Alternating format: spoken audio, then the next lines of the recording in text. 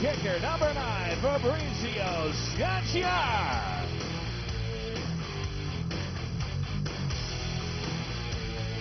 An offensive lineman from Fresno State, number 59, Kyle Young.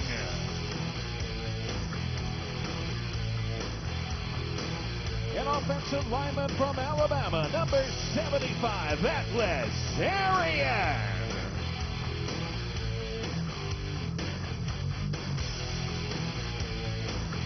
An offensive lineman from New Mexico, number 63, Devin Clark. A fullback from San Jose State, number 54, John Booker. A wide receiver from Clemson, number 5, J.J. McKelvey. A wide receiver from Central Missouri State, number 3, Todd Dibble.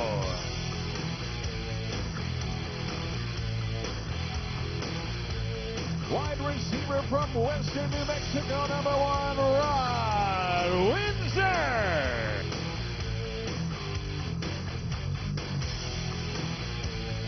And a quarterback from Cincinnati, number 10, Nick Davila.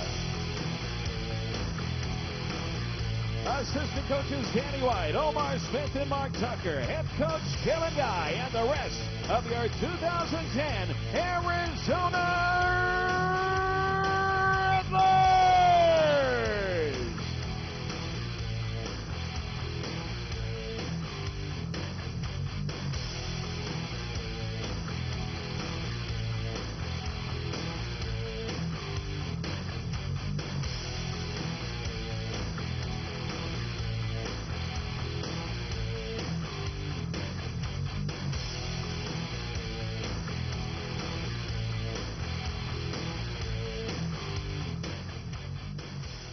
To honor America, the Rattlers ask that you please rise and please remove your hat as we present the singing of our national anthem, performed tonight by Navy Counselor Petty Officer First Class Stephen Powell.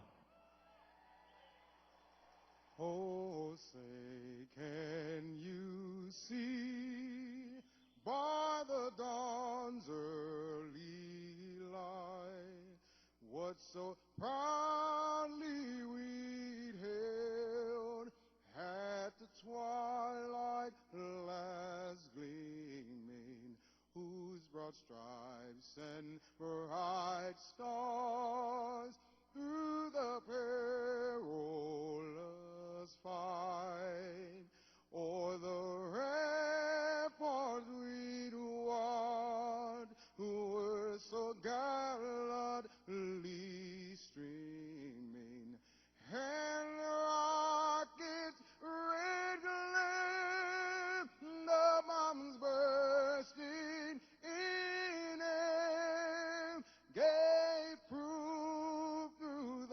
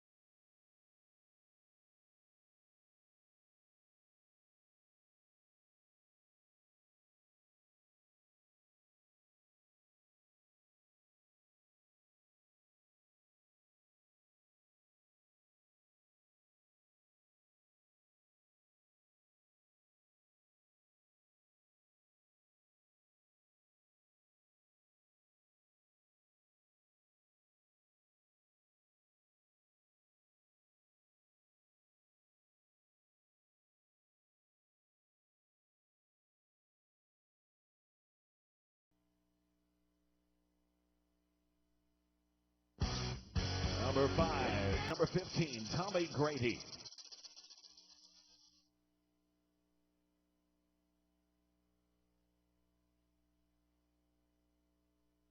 And his pass complete to number 7, Craig Fulton Jr. 44 years.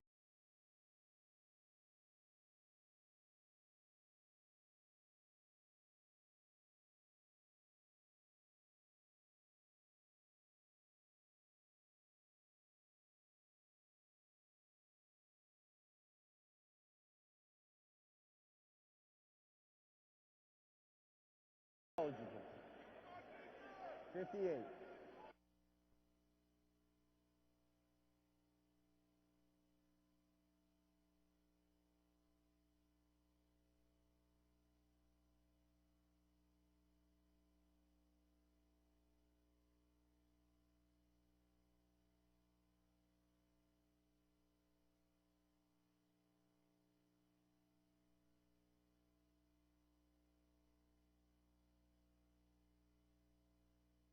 I had shoulder surgery at Shea ago. With the leading physicians, the latest technology, and a compassionate staff, I know you'll receive world-class patient care from the all-pro team at Scottsdale Healthcare, including ASMC, the official team physicians for the Rattlers. To learn more, call or go online at shc.org.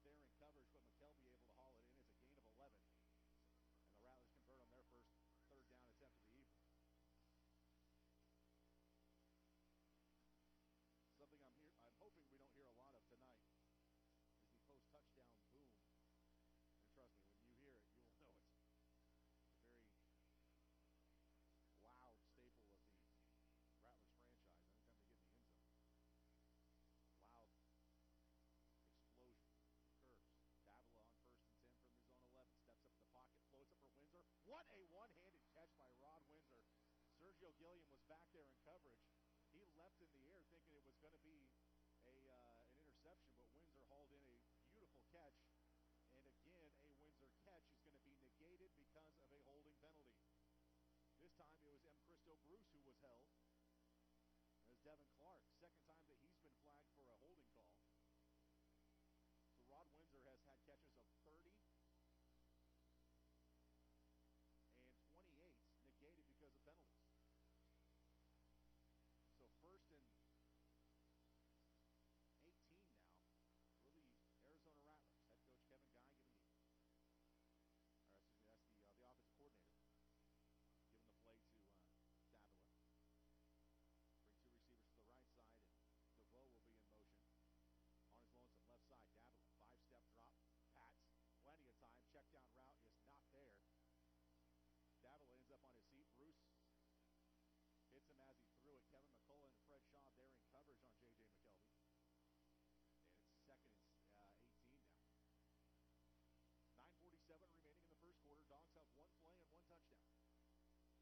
Yard Dogs defense has been out there now for 8 plays. The Rattlers have yet to get across midfield because of 2 holding calls. 2 receivers right side. McKelvey will be in motion in the slot, picked up by Fred Shaw. Davila, check down route, finds Windsor at the 7, to the 10, to the 15, cuts all the way across the field to the 20. And Sergio Gilliam and Fred Shaw shove him into the boards at the 23-yard line. Rod Windsor, for the first time tonight, makes a catch that stands. It's a gain of 13, roughly, and it'll bring up 3rd and 3 from the 23. Rattlers need to get to midfield, or just across midfield, to pick up the first down. Already converted on a 3rd down.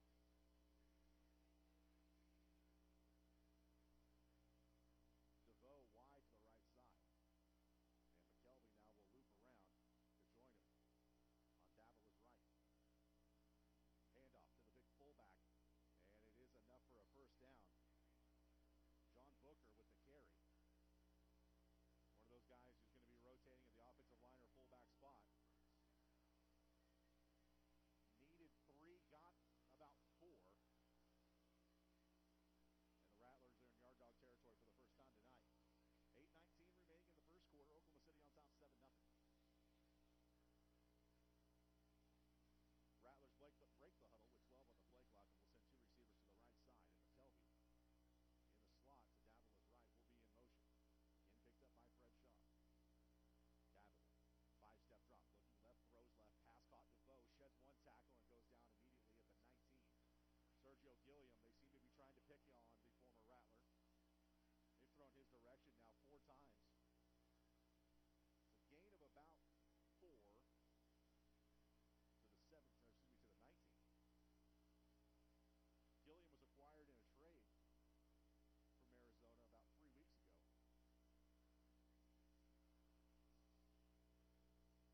A lot of guys on this team were kind of disappointed to know that he was let go. 2 receivers right side, McKelvey in motion. Davila, quick throw, pass, caught and dropped. What a hit put on Rod Windsor by Fred Shaw. My goodness. Little slant route. Windsor tried to hold on to it, but Shaw just decapitated him. Ball popped loose, and it's 3rd down.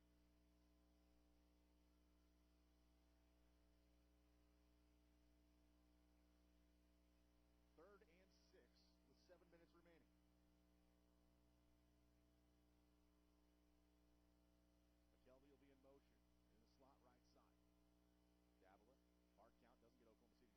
Pass caught left side. DeVoe catches, pivots, reverses out, gets the first down. Caught the ball at the 15.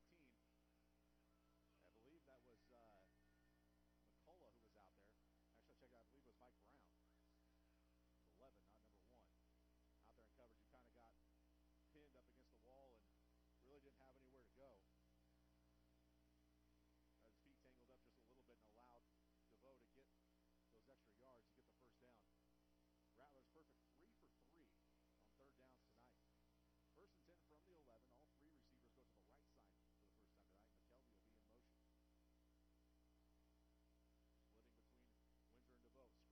Right side. DeVoe makes the catch. It's low, and it's blown up. Nowhere to go.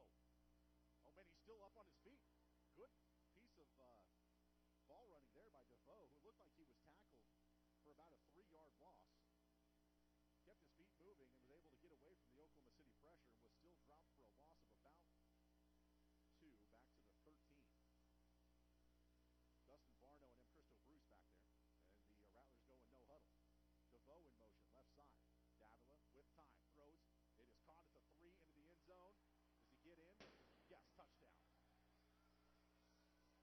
A.J. McKelvey makes the grab at about the 2 and just kind of falls into the end zone. Actually got the ball down on the plane of the goal line.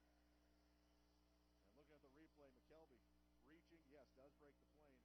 David Highland kind of lost him there in coverage.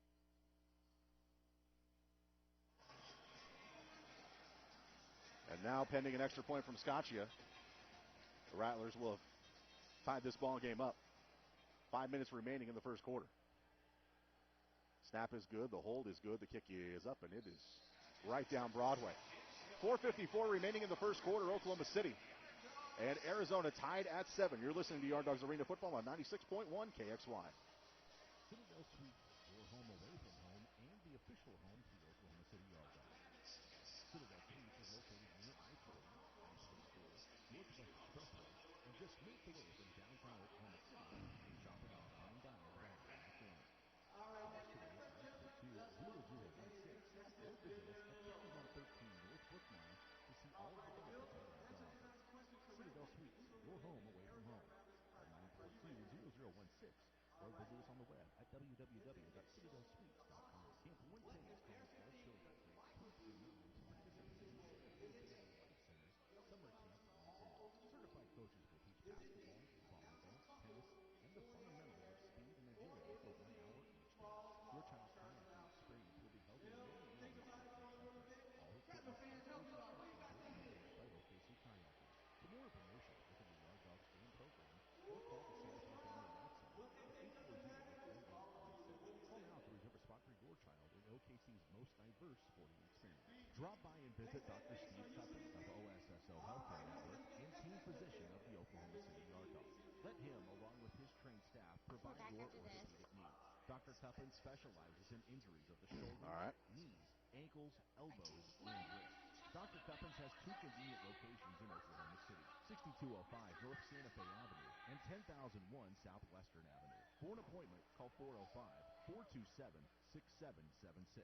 Dr. Cuppins accepts most major insurances and workers' compensation. Hi, this is Dustin Barnard, defensive lineman for the Oklahoma City Yard Dawgz. You're listening to AFL football on the one and only KXY. Welcome back to Phoenix. Oklahoma City scores on a one-play drive. Arizona responds with a 12-play drive. A couple penalties backed them up, but they converted a perfect 3 for 3 on third downs. We're tied at 7, 4:54 remaining in the first quarter. Scaccia has it on the tee. Tamon Marshall deep to return. High end-over-end kick will bounce off the left net and will be taken by Marshall. And the netting here in Arizona bats up right to the sweet sort of loge boxes that they kind of have at the Ford Center in Oklahoma City. And if the ball hits the net just in the right spot, it will actually bounce off the facade there of the netting, or of those boxes, and is thus a dead ball. So Marshall, who had a chance at a return, was denied because that ball hit that maybe 8-by-3 spot where it would be a dead ball, so the Dawgz will start 1st and 10 on their own 5. Craig Fulton Jr. in motion in the slot right side. Grady gets the snap. Screen. Chad Cook in the middle of the field to the 20. Stutter step to the 15. Has a first down. It's a gain of 12 on a nice little middle screen to Chad Cook. Grady off to a nice start. 2 for 2. 1 for a touchdown and 1 for a nice play. The Dawgz offense averaging 55.6 points per ball game, going up against an Arizona defense which has given up a lot. 62.5 points per game surrendered. Xavier Lee will be in motion in the slot right side. 8 on the play clock. Brady, hard snap, tries to get it off to Chad Cook. He ends up on his rear end. Alex Guerrero there to put him down. I think he jumped the snap count just a little bit because the Mondre Dickerson, the center, got shoved into the lap of Grady, who gets up limping a little bit.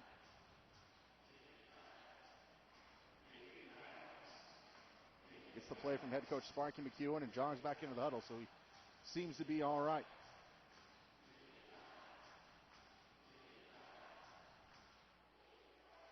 Two receivers right side. Tamon Marshall will be in motion on 2nd and 10. Grady gets the snap, 1-step route. Tamon Marshall makes the catch at the 22 and is brought down there. It's a gain of about 6. Riley Swanson there to bring him down. And it will be 3rd down. And Oklahoma City, who struggled so much on 3rd down last week, going 3 for 10 in the loss at Tampa.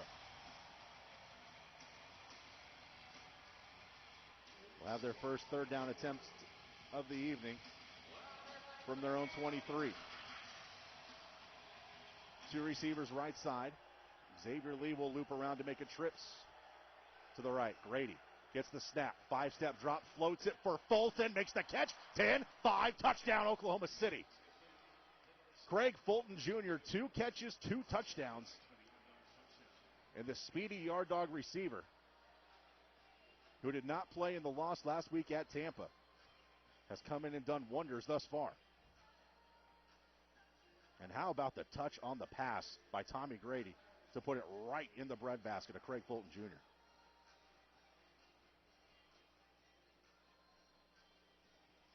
And now Edminger will come in to attempt the extra point. Kevin McCullough to snap, David Highland to hold.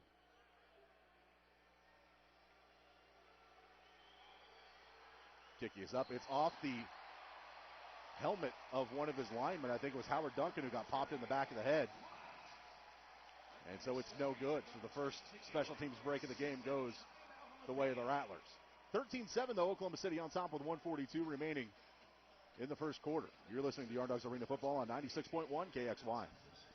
You don't think about physical therapy until you need it. When you do, Select Physical Therapy is here. Select Physical Therapy is Eddie, the I'm going to test something real quick. provider Let me know how of this sounds. rehabilitation and athletic training to the Yard Dogs. Whether you are a professional athlete, a weekend warrior, or a working professional, injuries happen.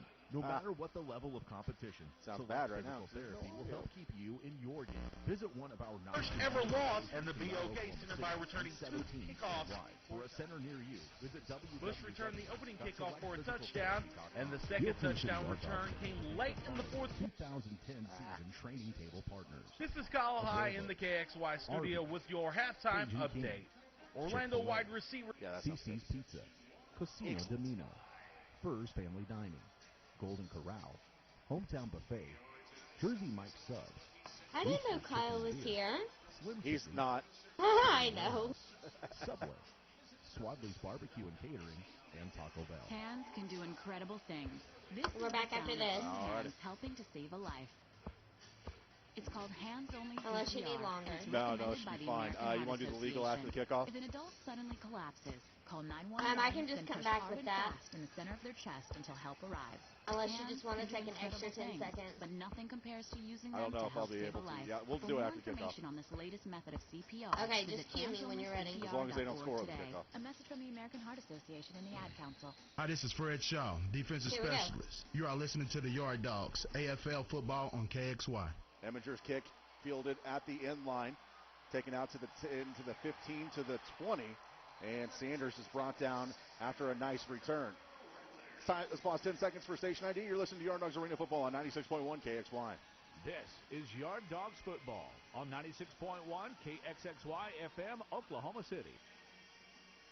Welcome back to Phoenix, Arizona. The U.S. Airways Center in downtown Phoenix. The Oklahoma City Yard Dogs taking on the Arizona Rattlers. Dogs on top 13-7 with 1:23 remaining in the first quarter. Brandon Rush with you here. Game number 10 of the 2010 season. The Dogs hoping to get off that 3-win mark. 3 receivers right side as DeVoe loops around. Davila under pressure. Throws. Pass is caught by McKelvey at the 15 into Yard Dog territory rather easily. A little square in route and got lost back there in the secondary. Highland and McCullough conversating with Fred Shaw saying, what happened on that one?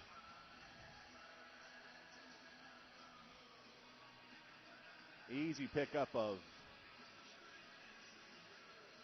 21 yards, and it's first and goal now with 40 seconds remaining in the first quarter. 2 receivers left side, and Rod Windsor will loop around to be in motion in the slot to Davila's right.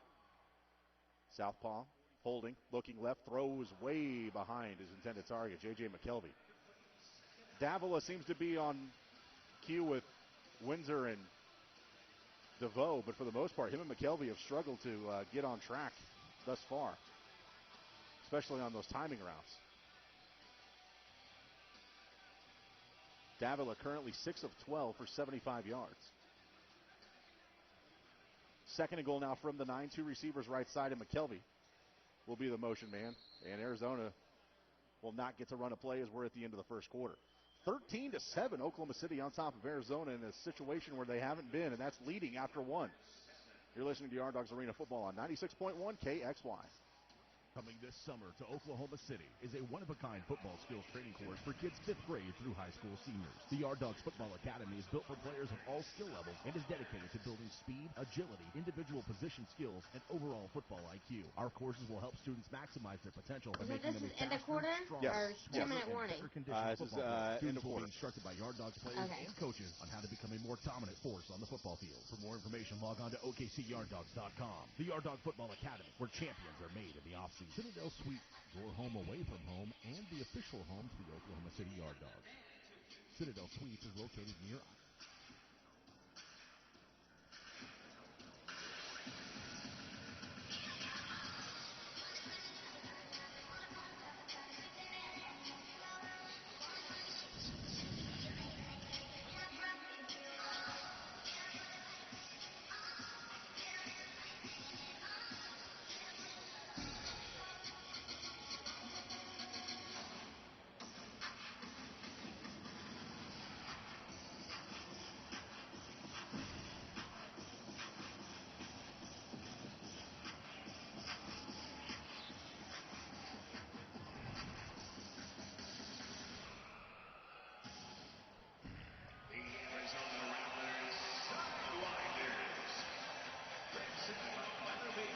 All right. Tampa held on and won. It helps us. Last report, Tulsa down 16.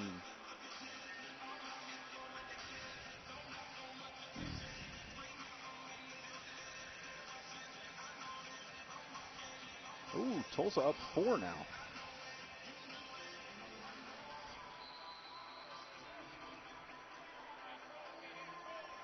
Start of the second quarter here in Phoenix. The Arizona Rattlers trailing 13-7. Oklahoma City with a pair of touchdown passes to Craig Fulton Jr. Have the Dawgz on top. Second and goal now from the 9. Rod Windsor will be in motion. To the right side of Davila. Throws, check down route. McKelvey makes the catch at the 5. He's immediately swarmed up by Fred Shaw. Mike Brown also there in coverage to help bring him down. It's a gain of about 5. And it'll be 3rd and 4. Where the Rattlers are perfect tonight on 3rd down. First quarter numbers. Dawgz only have 3 minutes of time of possession. But they've made their short time very profitable. Ran 5 plays, have 2 touchdowns. McKelvey in motion in the slot right side. Davila looks left, throws left, pass, batted down. Kevin McCullough, the Jack linebacker, floating out there, gets the left paw on that one, and it's 4th down. And we'll see what the Rattlers decide to do here. Trailing by 6. They do get the ball first to start the second half, so it's almost like an extra possession in the first half. They will go for it. DeVoe and Windsor to the right side. McKelvey will loop around to Trips on the right side for Davila. Gets the snap, 5-step drop. Pats throws, end zone, caught, touchdown.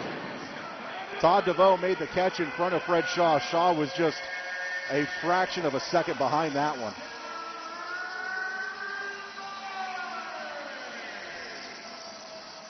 And the Rattlers convert on 4th down.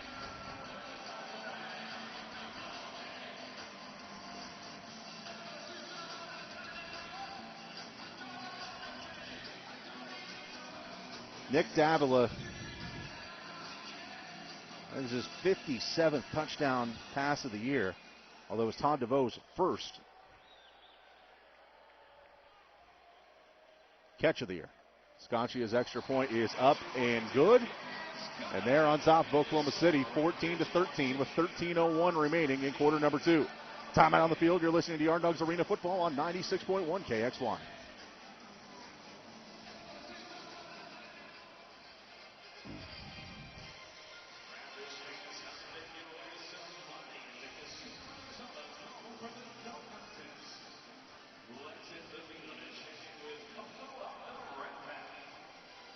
attention, please welcome tonight's contestant, Justin. Or Jay Boogie is like they call. Okay, the Rat Pack is based in 4 different locations on the field. Each one represents a different cash value, ranging from $100 to $7,777. All we need you to do is throw a football from one of those locations through the upright, hit the Tito Arizona sign right there, right below my main file. And you do that, you win the cash from whatever location you throw from. You got it? So, where are you going to throw from? Right here, midfield. If he takes everybody, he wins $250. Rattlers fan, let's cheer him on. No chance.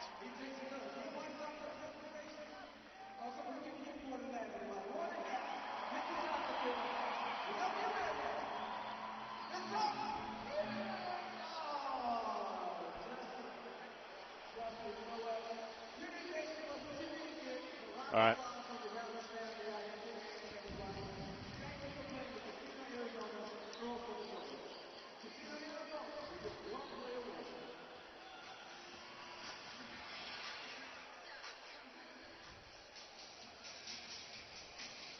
And Tom McGrady and that Yard Dog offense will get the ball after this kickoff. They're perfect 2 for 2 on scoring opportunities tonight. Fabricio Scancia has it on the tee. And 7 Yard Dog return men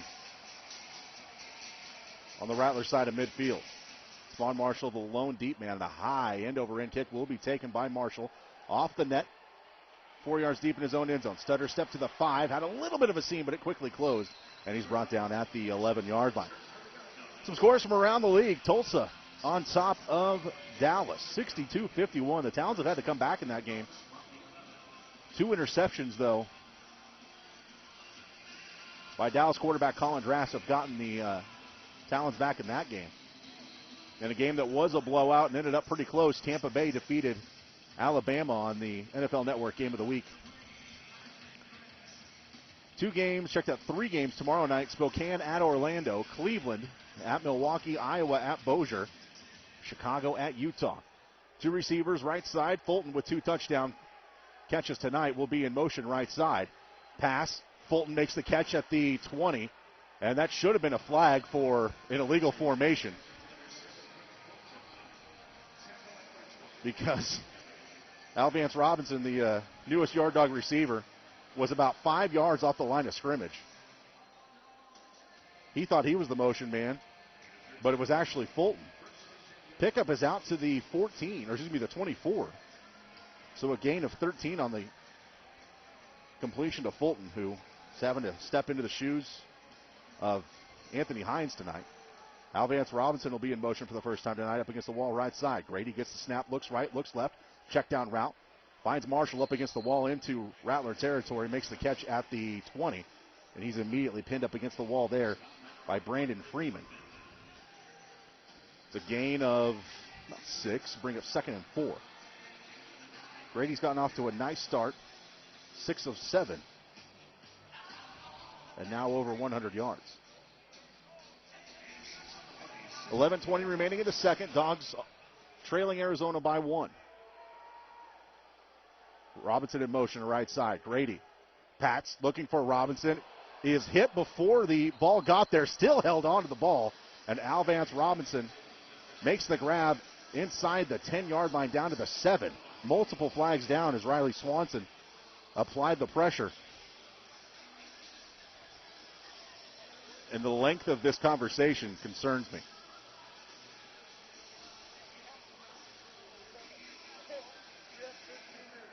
Pass interference against Arizona. There was a lengthy conversation. I thought they might call that against the offense, but as it stands, Alvance Robinson's first catch as a Yard Dog is a 10. Actually, they accept the penalty, so Robinson still with no catches.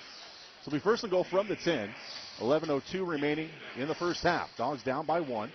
Have the ball in the far left hash.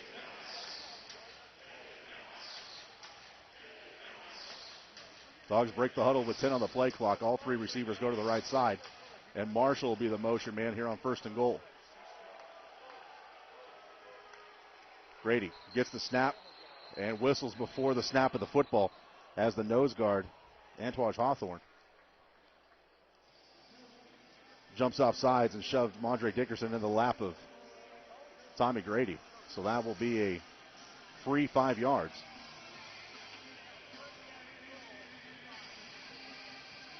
And the third penalty against Arizona.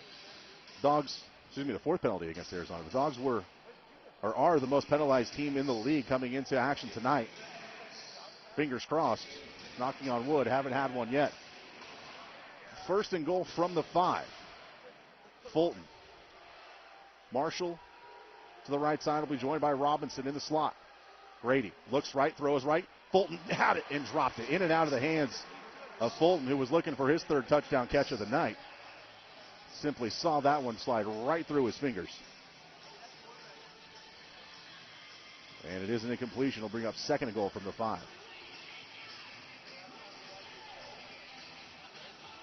Dawgz have a bye week next week before returning home Saturday, the 26th. Take on Dallas, who last report was losing at home to Tulsa. 2 receivers right side. Fulton will be in motion with 8 on the play clock. Grady gets the snap, looking right, throws right. Craig Fulton Jr. for the 3rd time tonight. End zone, touchdown, Oklahoma City.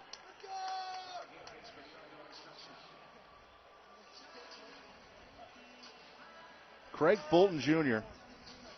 coming into tonight had 4 touchdowns. He's had 3 in the first half, and they are absolutely picking on Riley Swanson. Former Wake Forest Demon Deacon defensive back getting worked over by the speedster. Eminger's extra point is up, and it is good. Dawgz on top by 6 with 9:06 remaining in the first half. You're listening to Yard Dawgz Arena Football on 96.1 KXY.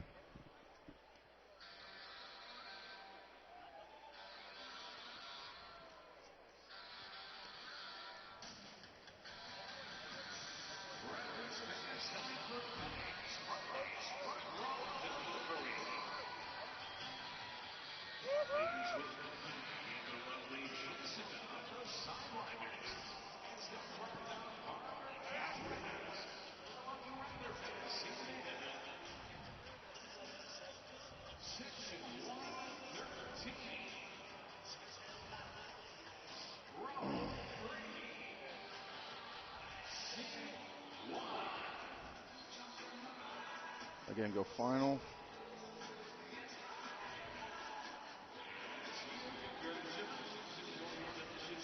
Oh, yeah, it's over.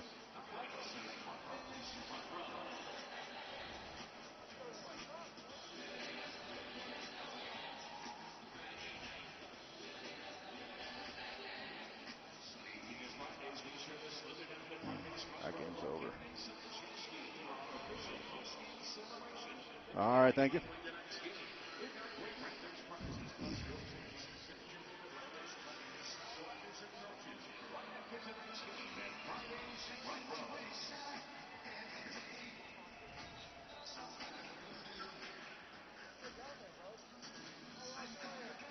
.906 remaining in the second quarter. Arizona trailing the Oklahoma City Yard Dawgz 20-14. Craig Fulton Jr. been the story tonight. Made the trip to Tampa last week but did not play. Is playing tonight and playing well. 3 touchdown catches here in the first half. Eminger has it on the tee to goal line at our left. Deep to return is Terrence Sanders, who already has a pair of nice kick returns tonight.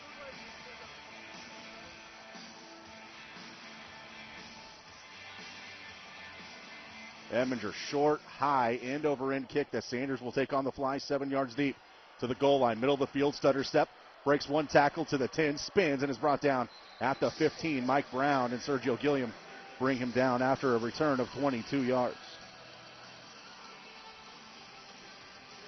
Yard Dawgz defense has been applying pressure on Nick Davila, but haven't yet got a sack. Davila's only been sacked 6 times this season. But with 1 offensive lineman and the usual starting fullback out of the lineup tonight, Oklahoma City was hoping to get a little bit more pressure on him than they have thus far. 3 receivers left side. McKelvey will loop around in motion. Davila looks left, throws left, pass caught McKelvey. It's more like that ball caught him.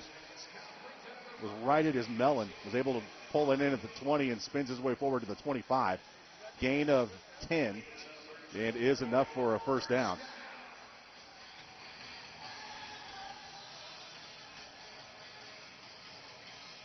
Davila been victimized by a couple of drops thus far. 11 of 16.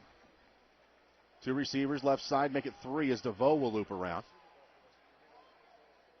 Davila, 5-step drop, steps up in the pocket, floats it. Windsor makes the catch at the 12, splits into pair of defenders, and is stood up at the 5, still on his feet. And then 4 Yard Dog defenders bring him down at the 4. It's a gain of 21, and Rod Windsor continues to victimize Yard Dog secondary.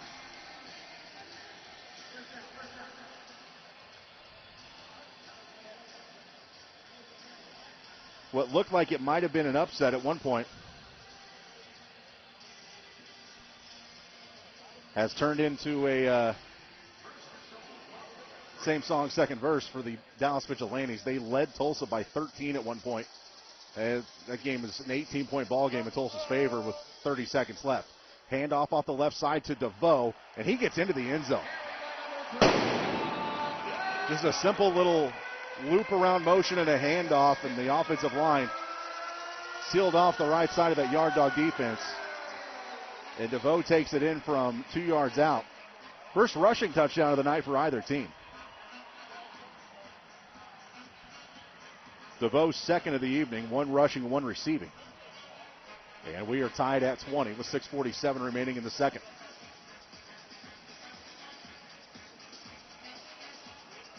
Fabrizio Scacciano to attempt the extra point to put the Rattlers back up 1. Snap is good, hold is good, and he calmly just taps it through. 21-20, Arizona on top of Oklahoma City with 6:30 remaining in the second. Dawgz offense back on the field when we return. You're listening to Yard Dogs Arena Football on 96.1 KXY.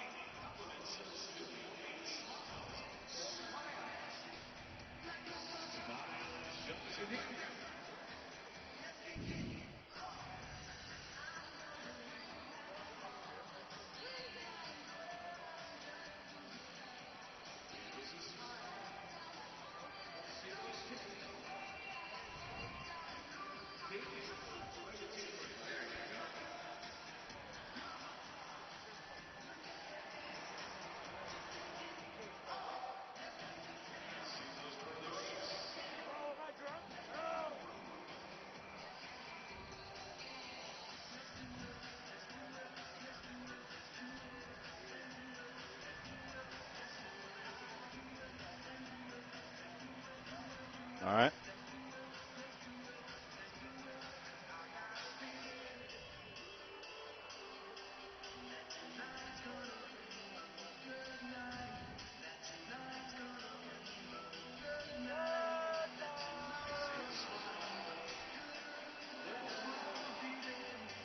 Six and a half remaining in the first half. Oklahoma City trailing by 1. We'll get the ball back. Scaccia has it on the tee at the goal line to our right.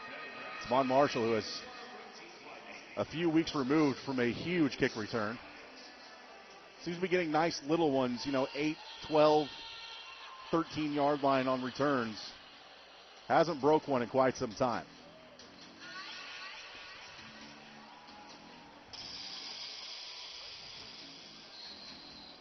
Marshall, the only return man on his side of midfield. High end-over-end kick. The bounce high up the net, and Marshall will take it from 1 yard deep. Middle of the field, 10, and is spun down at the 11-yard line. Seemed like there was a seam, but it collapsed quickly, and second drive in a row, the Dawgz will start on their own 11.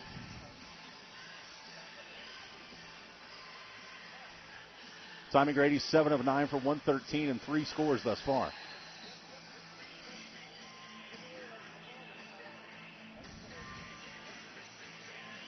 Dawgz in their road white uniforms with the black pants and the red and silver stripe, get in the huddle a little bit late, and we'll break it with 9 on the play clock. Ashcraft, the tight end on the right side. Marshall and Lee goes wide to the left, and Robinson will loop around to Tripp's left side. Grady gets the snap, looks left, throws, pass caught. Marshall up against the wall. Is brought down at the 18-yard line. Grady got hit by Darrell Shropshire.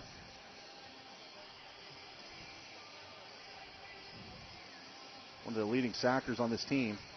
6'2", 301 out of South Carolina. Came right over the top of Ashcraft to apply the pressure on Grady. Gain of 7, I'll 2nd and 3. Howard, the tight end on the left side. Excuse me, Duncan, I should say. Howard Duncan. Easy to do. Handoff, Cook, right side, spin move, tries to bounce back out to the left. Forward progress, though, will get him out close to the 20. He was initially stoned right in the A-gap, right side, and spun off one tackle and was able to plunge forward for a gain of about 1. And it will be 3rd and a long 1. Make it 2. Dawgs need to get to their own 21 to keep the drive alive. Trailing by 1 with 4:50 remaining in the first half. Dawgs a perfect 1-for-1 on 3rd down. Lee and Fulton to the right side. It's Lee and Marshall. Marshall in motion. Grady gets the snap, looks left, pumps, floats it down the far sideline, and incomplete. Intended for Alvance Robinson. There's a flag down, but that is most likely holding against Oklahoma City. Sparky saying he had a check down route on the near side, and it could be decision time for the Arizona head coaches. Kevin Guy saying they want to decline the penalty and put the decision back on his counterpart.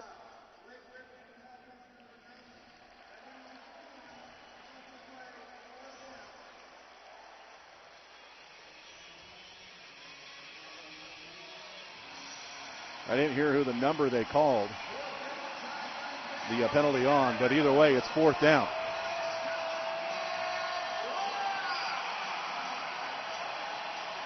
Fourth and a long 1. They need to get to the 21 to pick up the first down. All 3, check that, 2 receivers right side. Marshall in motion in the slot. Hard count. Grady, check down route. Marshall makes the catch at midfield and has a first down. So they convert on 4th down for the first time tonight. It's a gain of about 6 to the midfield stripe to keep the drive alive. 4 minutes remaining in the first half. Dawgs down by 1. Ball in the far right hash. Lee, Marshall, and Robinson, the receivers, and all 3 go to the left side, and Marshall will split the distance in motion between Robinson and Lee. Marshall in motion with 7 on the play clock. Grady looking left, pumps. It's a screen, and Cook is blown up immediately at the line of scrimmage. They ruled him, his forward progress, down. The Jack linebacker, Kelvin Morris, got beat on a couple screens early. Read that one perfectly.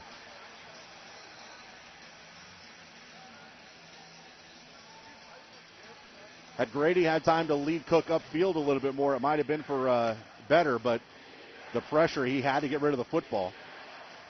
It's officially no gain. It'll be 2nd and 10.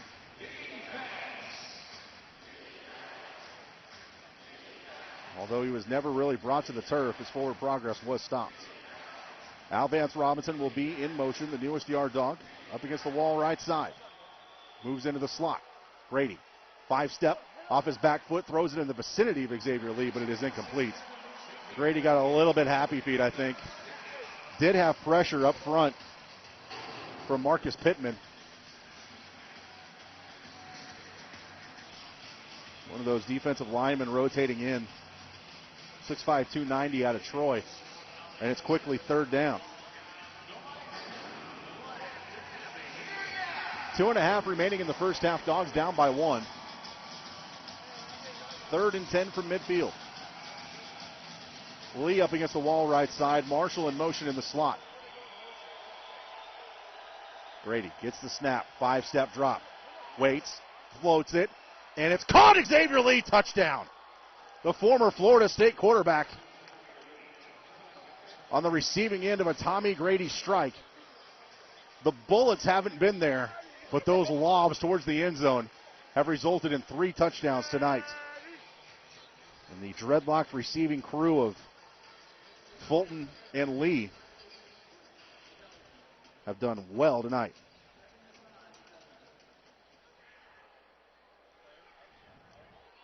Xavier Lee's second touchdown catch of the season. And now Mike Eminger in to attempt the extra point. Pushes this one left. No good. He had one blocked earlier on a low kick. That one he just flat pulled. 1:31 remaining in the second. Dawgz on top by 5.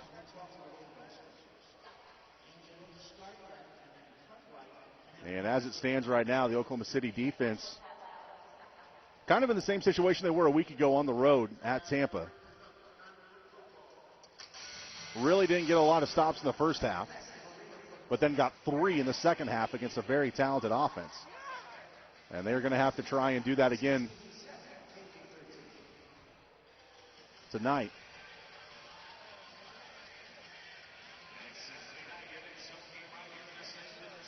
Because it doesn't seem that the Arizona offense is going to get slowed down, at least here in the first 30. So the Dawgz kicking unit trotting onto the field has to go the length of the field to get into the end zone.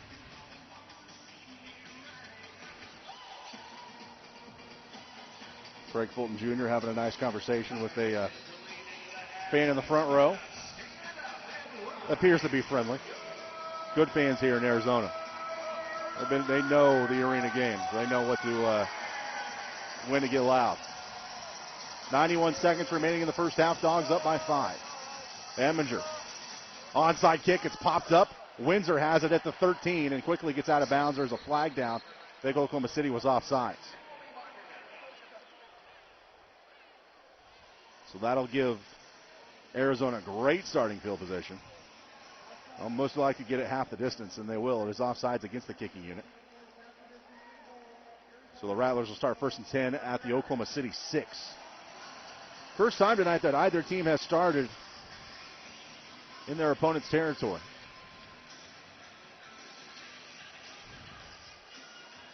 Arizona leading the field position battle, but Oklahoma City winning the yardage battle at this point. They're leading where it matters most, and that's on the scoreboard. It's most likely be the final play before the 1-minute warning, and they will have to run a play before the 1-minute warning. McKelvey in motion in the slot, right side. Davila under center. Davila looking, middle of the field, check down left is caught, touchdown. Todd DeVoe makes the grab. And just a simple little route. Davila, when he has time, seems to be doing wonders, finding the open guy. Just letting them move around and find a way to get open. And now DeVoe has scored 3 consecutive touchdowns. He's a guy who had 1 catch coming into tonight. Has a touchdown catch, a touchdown run, and now another touchdown catch. And we're at the 1-minute timing, or 1-minute warning. And we're actually at 58 seconds. And now with the Rattlers back on top, 27-26.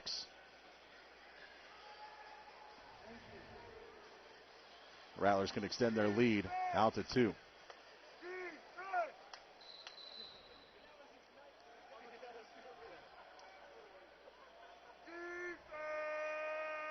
Good snap, good hold. Scotcha just very easily pushes it through.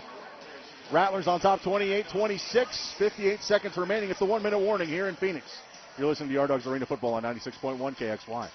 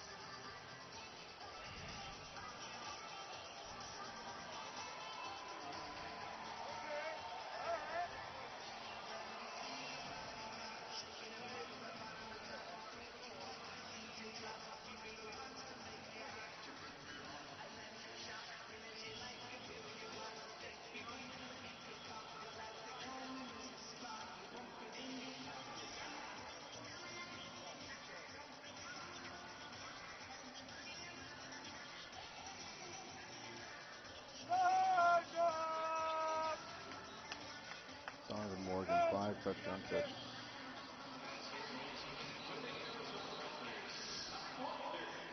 All right.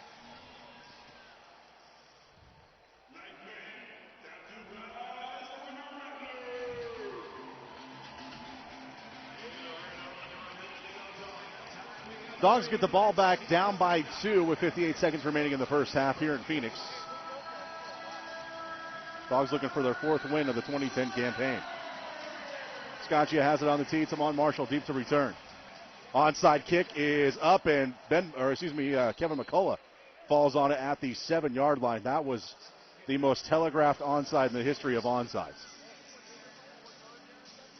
And very wisely, McCullough falls on it. So back-to-back unsuccessful onside kicks. Actually spot the ball down at the 8-yard line.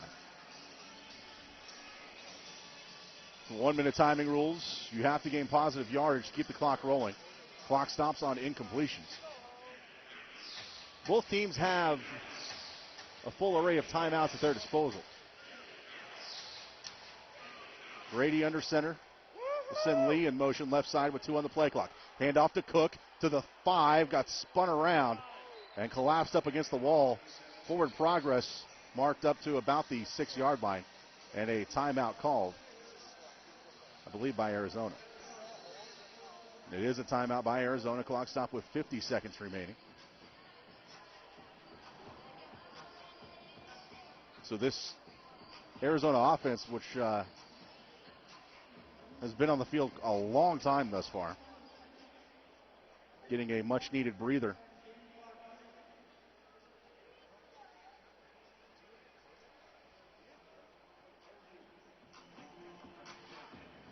This Yard Dog defense has been on the field quite a while as well.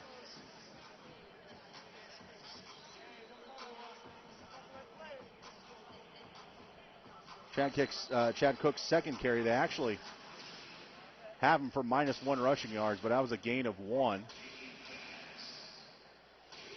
Ball in the far left hash. All 3 receivers go to the right side. Fulton with 3 touchdown catches. Tied to the formation. Lee with the other one in motion in the slot right side. Grady rolling right, throws right, pass in and out of the hands of Xavier Lee. That pass ends up second row of the seats right near the Yard Dog bench. Only the second incompletion for Oklahoma City inside the Arizona 10. Looking at the replay, I don't think X could have been 6'10" and held on to that one. Clock stop at 48 seconds left. Dawgz have it 3rd down and goal from the 7. They're 1 for 2 on 3rd downs tonight. Same formation, Fulton and Marshall to the right side, Lee in motion in the slot. Grady pumps, under pressure, floats it and throws it into the Arizona bench. And now let's see what the decision is. Sparky was wanting a defensive holding call, but not to be called. The back judge, Merle Robinson, oblivious to whatever Sparky was cheering for, and the Dawgz will send in the kicking unit. Try and take the lead here with 43 seconds remaining in the first half. This one will be from 14, so 22 yards out for Mike Emminger's first field goal attempt with Oklahoma City. He's already missed 2 extra points. Kick is up, and it's good. Mike Emminger's 22-yard extra field goal is up and true, and the Dawgz are now on top 29-28 with 40 seconds remaining in the first half. Timeout on the field. You're listening to Yard Dawgz Arena Football on 96.1 KXY.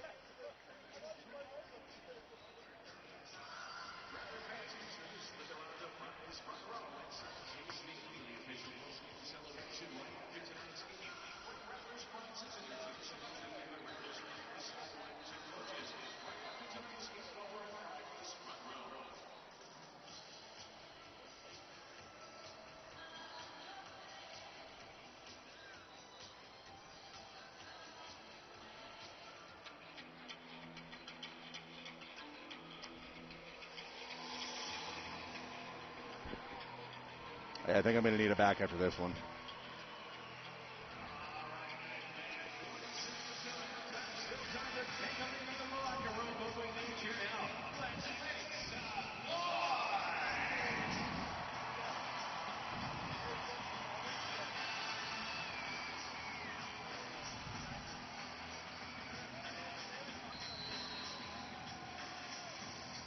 Eminger missed 2 extra points, but made up for it with the 22-yard field goal. And he has it on the tee at the goal line to our left. Terrence Sanders deep to return. Seen a pair of onside kicks be unsuccessful. Eminger's kick short, taken on a hop in the end zone. Ball's loose! And he picked it right back up. Oh, my goodness. That ball was on the turf. Sanders had the fortunate bounce of seeing it bounce right back into his mittens. And that could have been an absolute disaster for Arizona. At Oklahoma City recovered that there.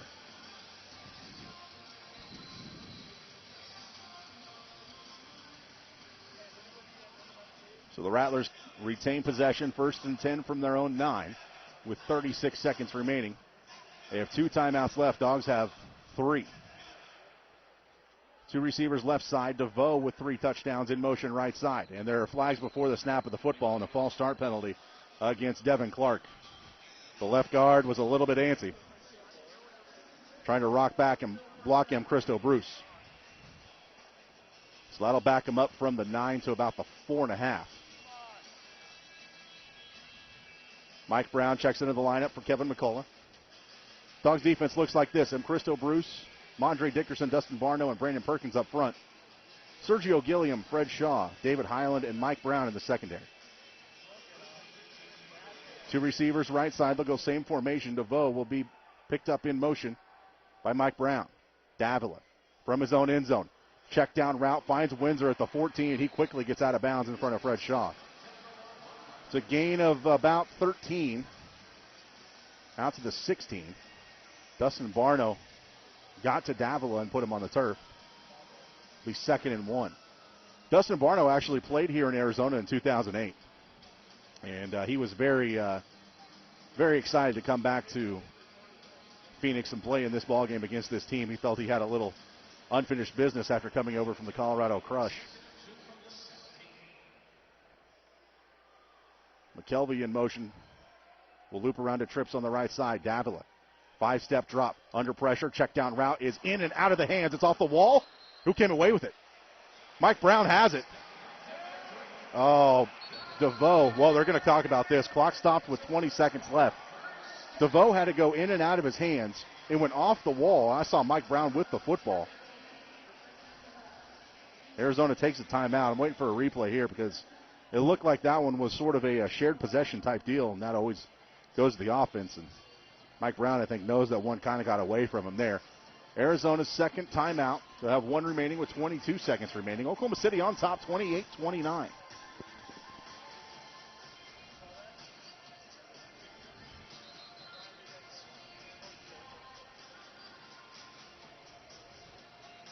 Back-to-back road trips to Tampa and here to Phoenix, where Oklahoma City has proven that they can hang with the big boys. They can just get out of their own way. Could easily be 6-3 instead of 3-6. 2 receivers left side. Windsor will be in motion, and he'll loop around to be in the slot on the right side, picked up by David Highland. Davila gets the snap. 5-step drop. Pats, throws, and it's intercepted and dropped. David Highland broke on the ball. That was a little bit of a forced throw there. Highland was there in coverage on Windsor the entire way. Shaw was back there as well. And Windsor had to turn into a defensive back to try and bat that one away from Highland, who would have came away with his 5th interception of the season. Highland's been an impressive rookie, the 6-foot, 198-pounder out of Morehead State. Has 2 defensive touchdowns this season. And is 3rd in the league in interceptions. Check that, 5th in the league in interceptions with 5. McKelvey in motion right side. Davila, quick throw to the right side. Flag down. Windsor makes the catch to the 21, breaks away from a tackle. And Gilliam, just suplexed him into the boards at the 15. There is a flag down back at the line of scrimmage. Clock stopped with 12 seconds left, and Christo Bruce clapping, saying, yep, it's against the guys in black. A tripping penalty against Arizona. So Rod Windsor now has had 3 catches for big yardage, negated because of penalties. Mike Brown says, yeah, I know, I've been there. Of course, he's had 2 interceptions brought back because of penalties this season. So that'll back him up to the 15.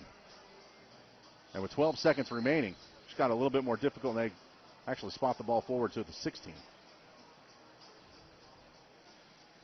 So it'll be 2nd and 20 from the 16 with 12 seconds left. Of course, 12 seconds in eternity with the timeout in arena football. Windsor in motion up against the wall left side, picked up by Fred Shaw. Davila, the left-hander, 7-step drop, throws, far side, flag down. McKelvey makes the catch, gets out of bounds in Yard Dog territory at the 23-yard line. And another flag as Dustin Barno lost his helmet. Barno, after last week's game in Tampa, looked like he had been in a prison fight. His neck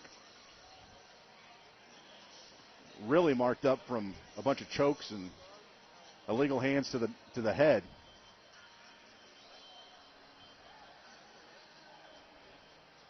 Penalty back at the line of scrimmage. And now there's a conversation as to whether they got to take the penalty. If they accept the penalty, though, they will put time. If they accept the penalty, they'll put time back on the clock. And apparently, the penalty against Oklahoma City.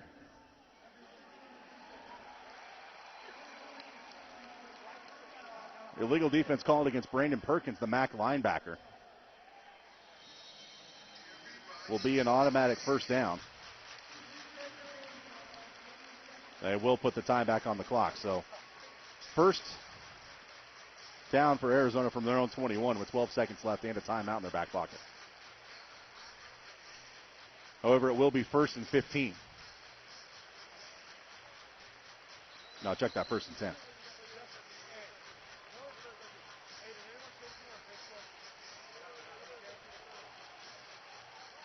Two receivers right side. Windsor will be in motion, picked up by Fred Shaw. Brown backing off DeVoe near side. Davila, 7-step drop, throws middle, far side of the field. McKelvey makes the catch to the 20, to the 19, and gets out of bounds with 8 seconds left.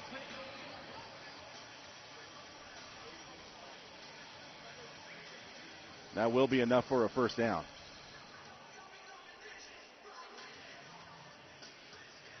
Dawgz on top, 29-28 with 8 seconds remaining in the first half. Oklahoma City, 5 possessions, 4 touchdowns, and a field goal. Arizona, 4 possessions, 4 touchdowns. First and goal from the 19, 8 seconds left. Davila will send Windsor in motion, left side, picked up by Shaw. Davila, 7-step drop, pats, throws, end zone. Windsor, the intended target, got behind the Yard Dog secondary, and I'm guessing just could not pick up the football. Looking up at the rafters of the U.S. Airways Center.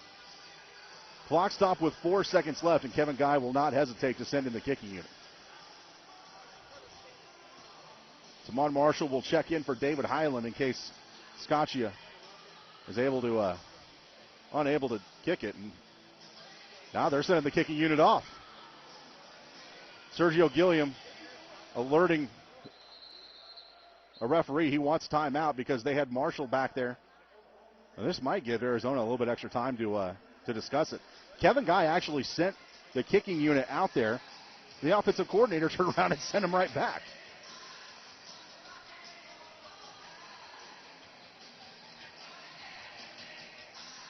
Four seconds remaining in the first half. Oklahoma City on top by 1. Danny White, the former Rattler head coach, Dallas Cowboy great, saying he has confidence in his offense to put it in the end zone. And really, it's the smart play. You get the ball back to start the second half.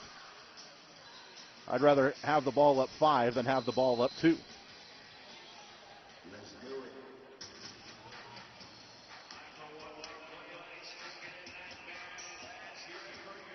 So this will most likely be the final play of the first half.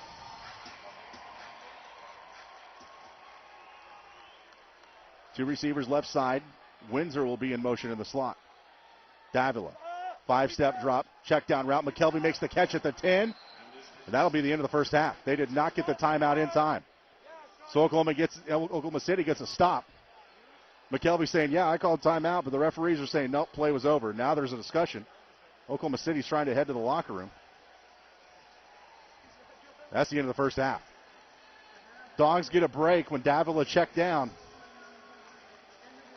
They pull the field goal unit off the field to try and go for the end zone, but they only throw a 10-yard route. That did not make a lot of sense. So a failure in the execution department for either the Arizona coaches or the Arizona offense. Dawgz lead by 1 at halftime at Arizona, 29-28. Take a timeout. We'll come back. We'll get you some stats from the first half, and Kyle High will have a AFL news update for you as well. Get you some scores from around the league when we return. Dawgz on top in Arizona, 29-28 at the break. You're listening to Yarn Dogs Arena Football on 96.1 KXY.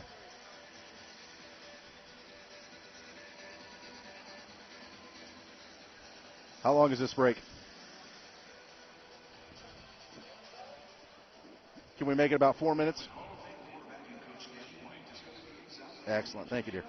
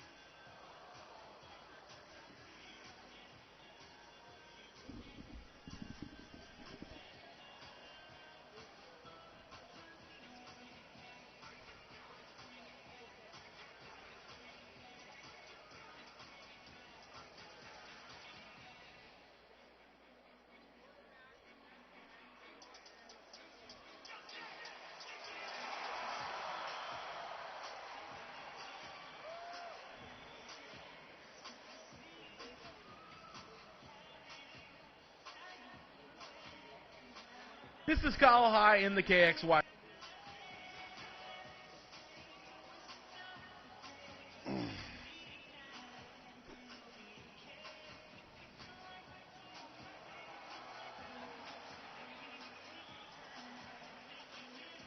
Okay.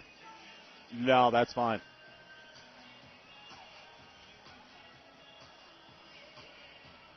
Oh, excuse me. Yeah, I do what I can.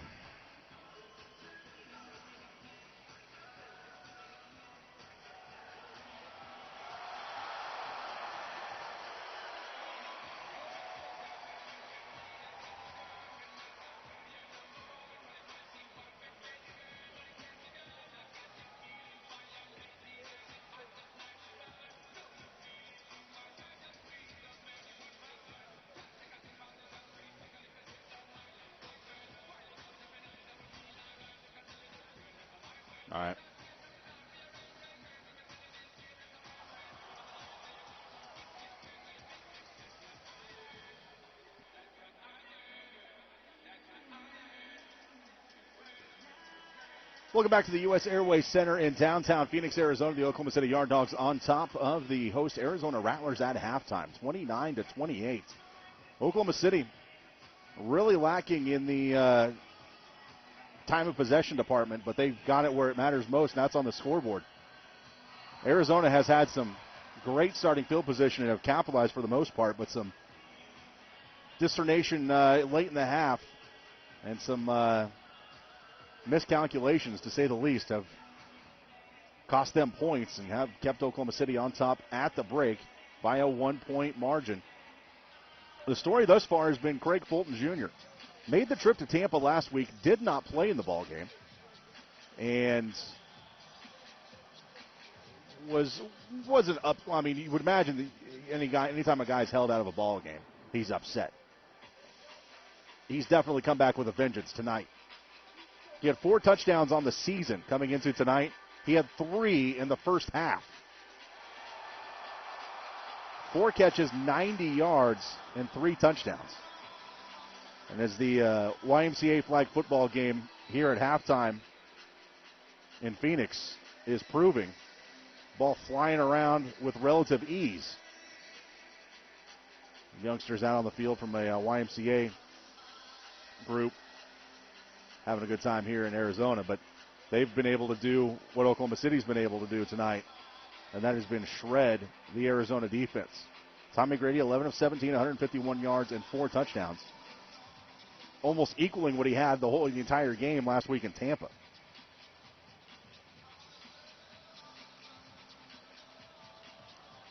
Dawgz have missed a pair of field goals, but a 22-yard field goal by Mike Eminger, the difference in this ball game right now. Dawgz playing without 2 linemen. Or let me back up. Dawgz playing without 3 starters from a week ago, 2 of them receivers. Al Hunt, the legend, and Anthony Hines, the leading receiver on this ball club, out of the lineup tonight. Kevin Myers on a 1-week league suspension. So the Dawgz minus 3 offensive starters, and they haven't missed a beat offensively. Scored every time they've had the football. And if not for 1 blocked extra point and 1 missed extra point, the Oklahoma City lead could be 3. Instead, it's only 1. And Arizona will get the ball first to start the second half. Coach Sparky McEwen said to start the ball game that you can't stop Rod Windsor. You can only hope to limit him. And limit him they've done. 3 catches, 49 yards, and they've held Windsor out of the end zone. Windsor, though, has had 3 catches for 85 yards that have been negated because of penalties. And penalties have definitely hurt Arizona to this point. 5 of them for 32 yards. But they've cost him almost 100 yards in combined yardage. It's that hidden yardage you always hear coaches talk about. They've lost 80 yards in offense. You add on 32 in penalty yardage that they've accrued, and it adds up quickly. Oklahoma City leading on the scoreboard by 1, but Arizona, thanks to some long drives, have crept on top in the yardage category. Although they have run 7 more plays in Oklahoma City, they've outgained Oklahoma City by 16. Nick Davila, 17 of 24 for 163 yards and 3 touchdowns. Neither defensive line has broken through for a sack yet, but both are applying pressure. But J.J. McKelvey and Todd DeVoe, not of Belle Biv DeVoe fame, have paced the Rattlers. DeVoe had 1 catch coming into tonight. He has 7 for 34 yards and 2 scores already. J.J. McKelvey, 7 catches, 80 yards, and a touchdown. Those 2 missed extra points by Andy Eminger could come back to haunt him, but as it stands right now, his 22-yard field goal have put Oklahoma City on top. So hopefully it won't come down to a couple points. But Oklahoma City has played in tight games before. They're going to know how to get there. Some scores from around the league. Tulsa wins tonight, coming back from by 13 down to win by 18 in Dallas. And an almost comeback on the NFL Network game of the week. Tampa Bay was just crushing Alabama, but the Vipers made an effort to come back in that ball game and cut it to a 5-point deficit. But as it stands, Tampa Bay now on a 5-game winning streak and leading their division. Tulsa gets back on the horse after losing against Orlando last week. And they currently lead the division. Oklahoma City was kind of hoping that initial reports that when they saw that they were losing that ball game, kind of had a little bit of hope. But as it stands, they came away with the win. Let's have a report now with our normal sideline man, Kyle High, who will return to the broadcast team along with Robert Allen in 2 weeks when the Dawgs return home with the AFL News Update. This is Kyle High in the KXY studio with you.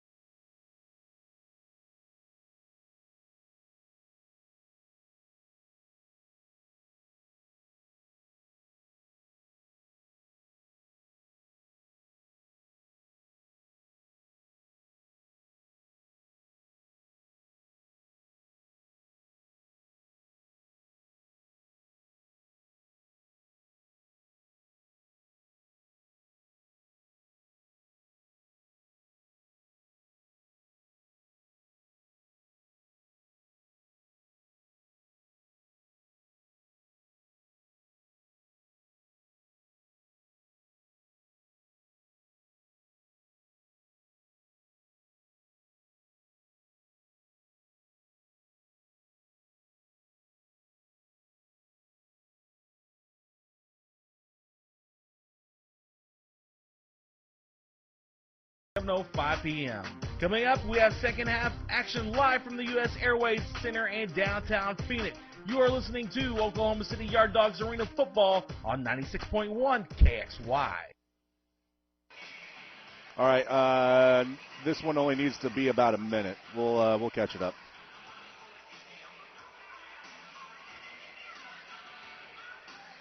Yes.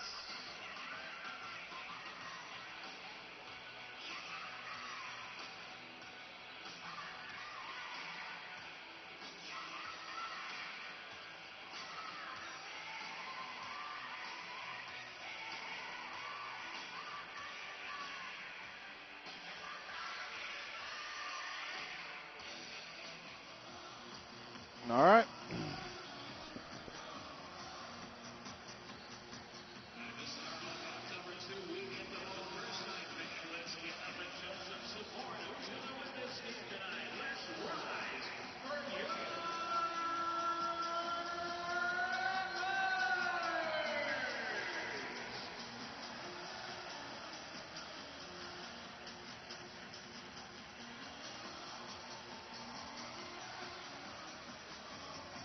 Welcome back to the U.S. Airways Center in downtown Phoenix, Arizona. The Oklahoma City Yard Dogs on top of the Arizona Rattlers, 29-28.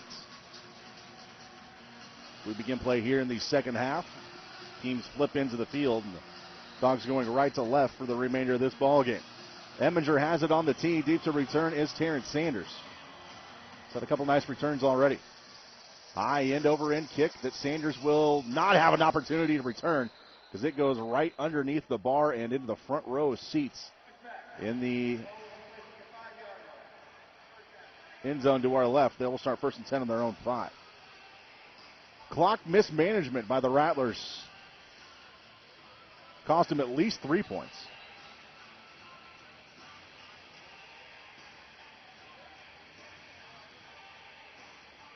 Kevin Guy sent the kicking unit out there, but Danny White said, no, we're going to go for it. We're able to run 2 plays, but couldn't get into the end zone. McKelvey in motion in the slot left side for Davila. Almost bobbles the snap, throws left side, pass caught, Windsor at the 14, does not get away out of the grasp of David Highland, who had him by the coattails to spin him down. Forward progress to the 15, maybe. It is enough for a first down. He maybe got to about the 14.5, but those line judges probably had a better view at it than I did. Arizona's been able to get first downs. Already their 16th tonight to Oklahoma City's 8. 2 receivers right side. Make it 3 now as McKelvey loops around to trips. Davila, 5-step drop with time. Throws deep down the far side. Intercepted! David Highland comes away with the pick. He got away with a push, but the Rook comes away with his 5th interception of the season. And the Dogs get the first stop of the night.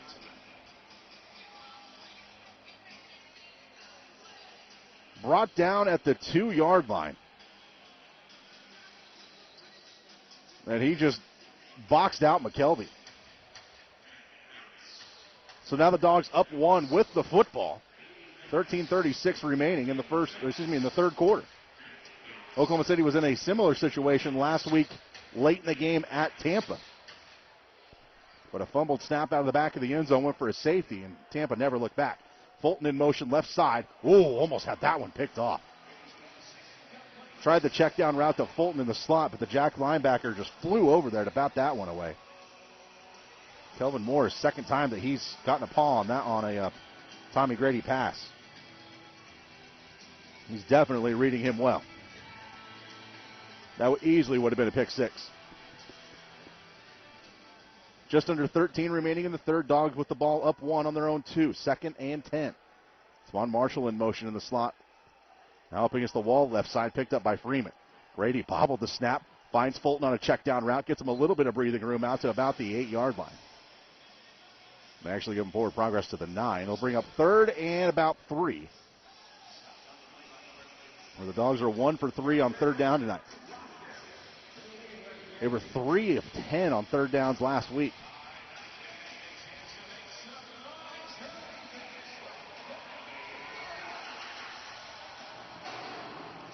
Marshall and Fulton to the left side. Xavier Lee will be the lone receiver to the right in motion.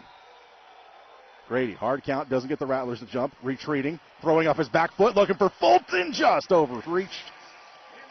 Incomplete. Fulton locked up with Rattler defensive back Riley Swanson. Just overthrew him. And now they're going to go for it on 4th down. 4th and 2, they need to get to about the 12 to pick up the first. Actually, 4th and 3. 2 receivers left side. Fulton and Lee tied to the formation. Lee, quick motion.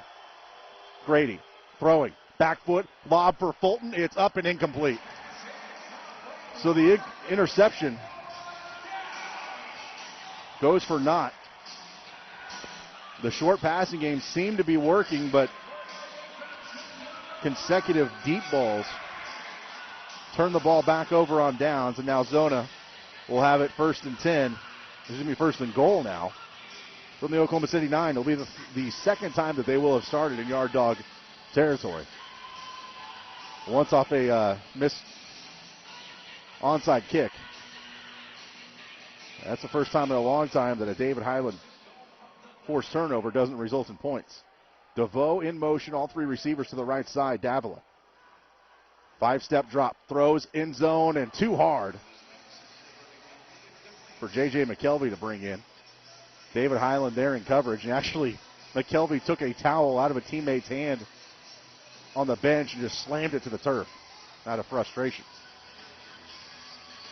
Davila now 17 of 26. Yet to complete a pass here in the second half. 10:33 and rolling. Here in the third, Dawgz up 1. McKelvey in motion. Split the difference between the receivers.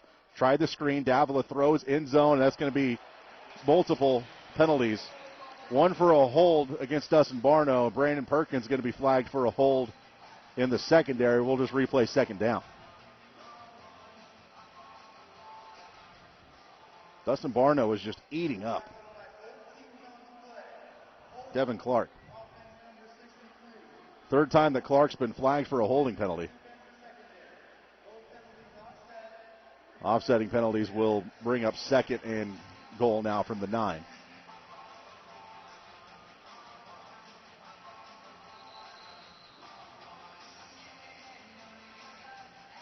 In the last 2 weeks, Oklahoma City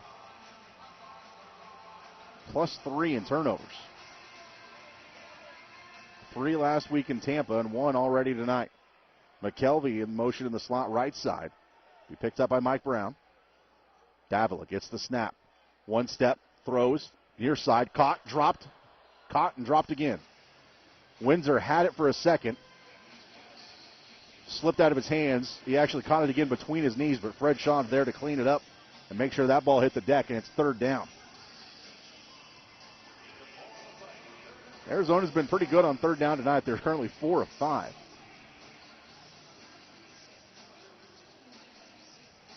Dawgz defense looks like this. Barno, Chavers, who we haven't heard much from, and Bruce up front with Brandon Perkins. Highland, McCullough, Brown, and Shaw, the defensive backs. Loop around. Windsor gets the ball on a sweep. Gets to the 5, and he's bottled up. Nowhere to go. Aaron Chavers read it perfectly. David Highland there came over the top. Following him in motion, got about 4 yards, but it will be fourth down.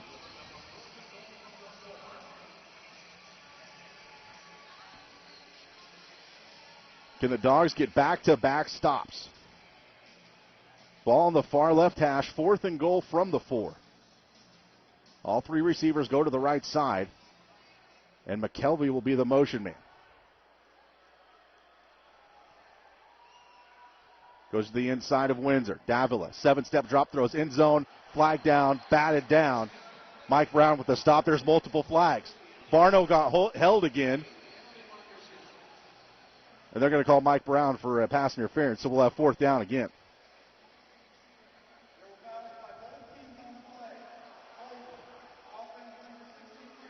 Fourth time tonight that Devin Clark has been flagged for a holding call. He is just getting abused by Dustin Barno. The only thing he can do is hold him. So we'll redo fourth down. 4th and goal from the 4. There's going to be one bench explode after this play.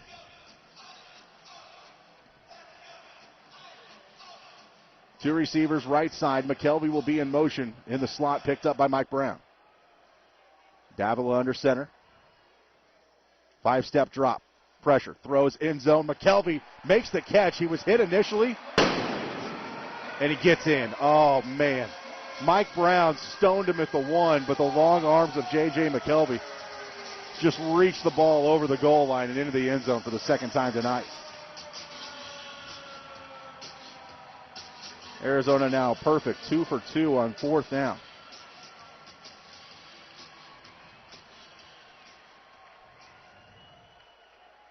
Scacchi to attempt the extra point.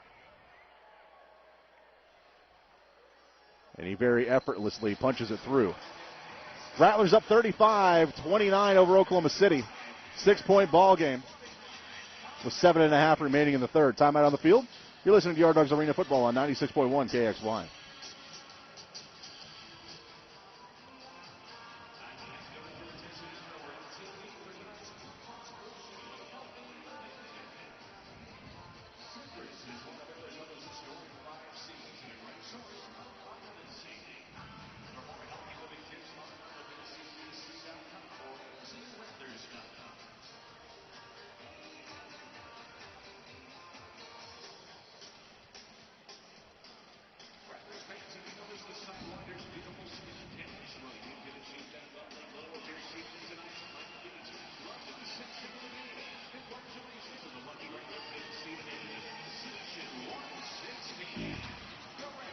Need a big return.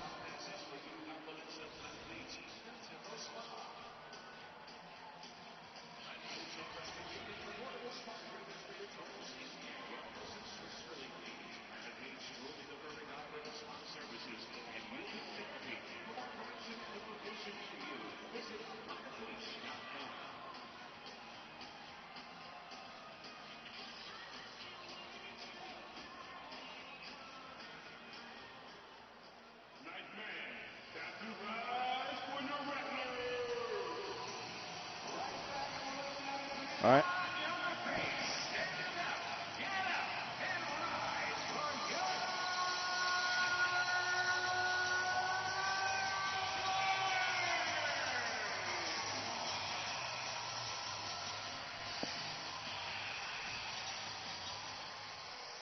High end over end kick. Marshall watches it bounce off the iron. Will turn around and take it from a yard deep. Flags down as Marshall's pinned down at the 3, but that'll be kick catch interference against the Arizona Rattlers, so the Dawgs will get better starting field position, and there's an injured yard dog on the return. It is Tamon Marshall a little slow to get up. I don't know if he landed on the football or what, but he's going to have to check out for a play. So that'll force Alvance Robinson into the lineup. The Dawgs turned the ball over on downs last time out. We'll get it after the penalty at their own 10-yard line.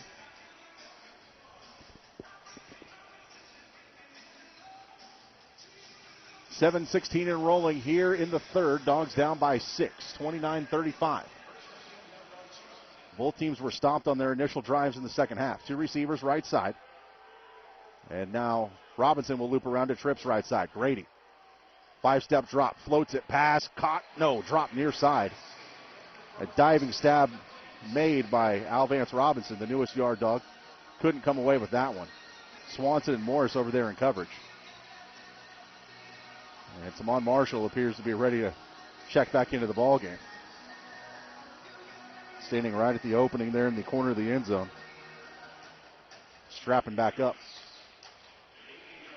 2nd and 10 from the 10.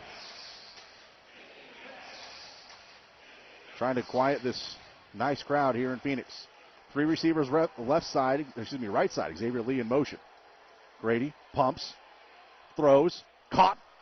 First down. Alvance Robinson makes the grab at the 20. Shoved into the boards at the 23. Swanson over there in coverage. It's a gain of 13. And Alvance Robinson, his second catch. Check that. That is his first catch with Oklahoma City. He had a catch in the first half that was taken away because of a defensive penalty. They actually took the penalty instead of the catch. So his first catch in Oklahoma City, black, brick, and white, results in a first down. He'll loop around to trips on the right side, and there are flags down. This is going to be, it could have been against Oklahoma City. Grady kind of pulled out, rocked out of his stance a little bit early. But they actually called the penalty against Arizona.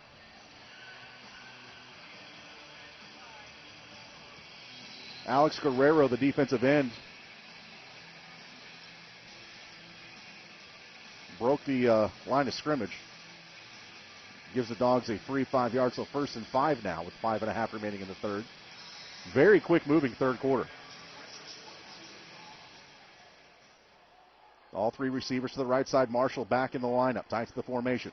Grady, screen, needs to get rid of it, and just throws it at the feet of Chad Cook. And Grady got slammed into the deck. Very reminiscent of another former Oklahoma quarterback, Sam Bradford. Grady, though, does get up and walk back over to the near sideline. But, man, that one was eerily similar to that shoulder injury that, or at least the contact that caused Bradford to miss most of that 2009 season. Kyle Young came in and just planted him on the right shoulder, but Grady appears to be fine. 2nd and 5, three receivers right side. Robinson splitting the distance between the two receivers. Grady throwing off his back foot. Robinson makes the catch at the 10, first down, and brought down at the 18. Grady again on his butt. That Rattler front four starting to get some pressure.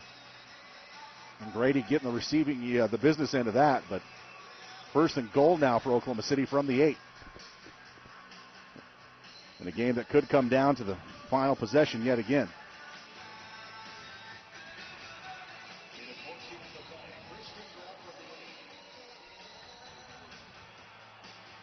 Dawgz have had 4 games decided by a possession or less already this season.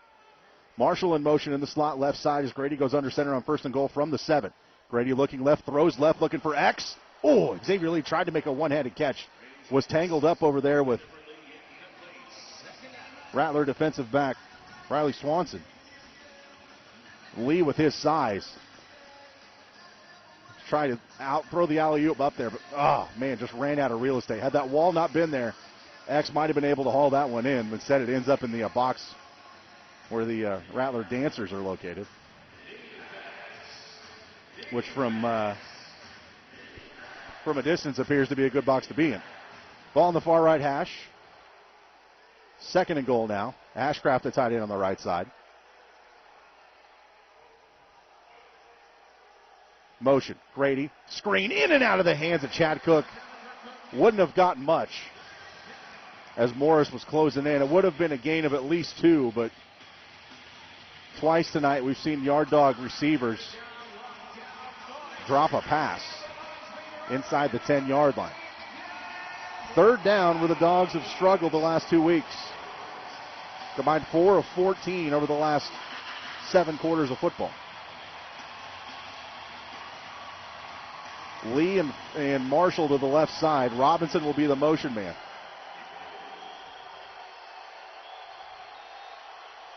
Grady pumps, retreats, throws. Marshall at the 3, touchdown Oklahoma City. And a late flag comes in as Freeman undercut Marshall after he was well in the end zone. There are 3 flags in the end zone. Oklahoma City retakes the lead. On top now. Or excuse me, that ties it at 35.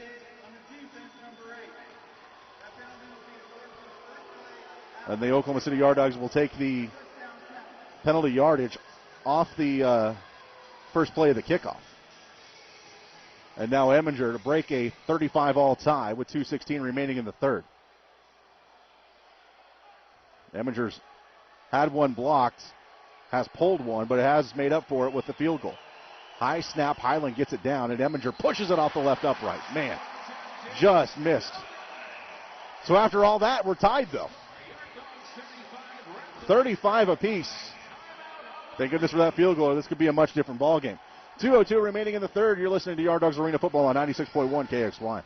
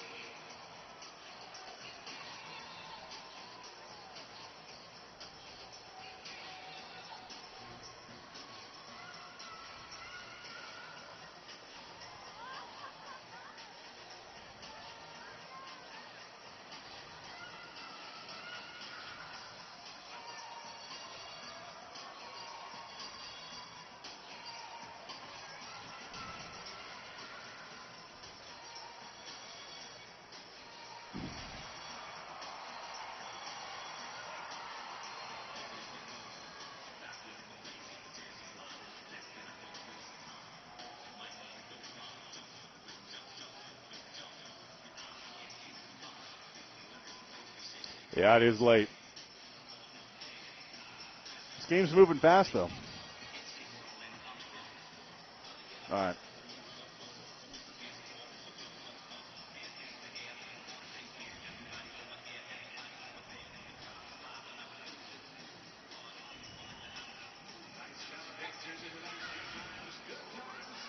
Okay.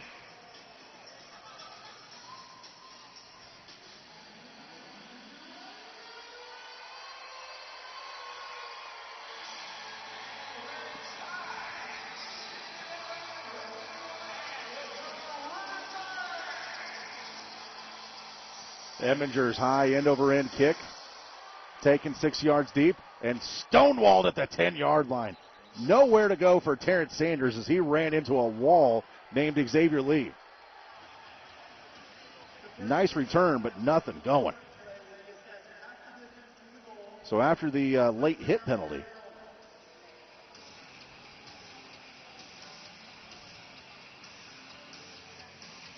they'll back up the Rattlers to their own 6-yard line. Started off the second half with an interception. David Highland came away with his 5th of the year.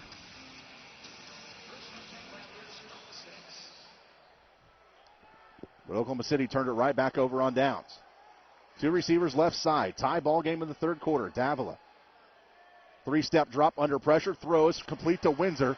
He just plows through David Highland and Fred Shaw there to bring him down at the 19-yard line. Dustin Barno made a diving attempt at the lower extremities of Nick Davila, but a strong-armed southpaw able to get it away. We approach the 1-minute mark remaining in the third. Windsor, the lone receiver on the right side, will be joined in motion by Alvance Robinson. Or excuse me, that's DeVoe. Flags down at the snap of the football. And it appears to be against the Rattlers.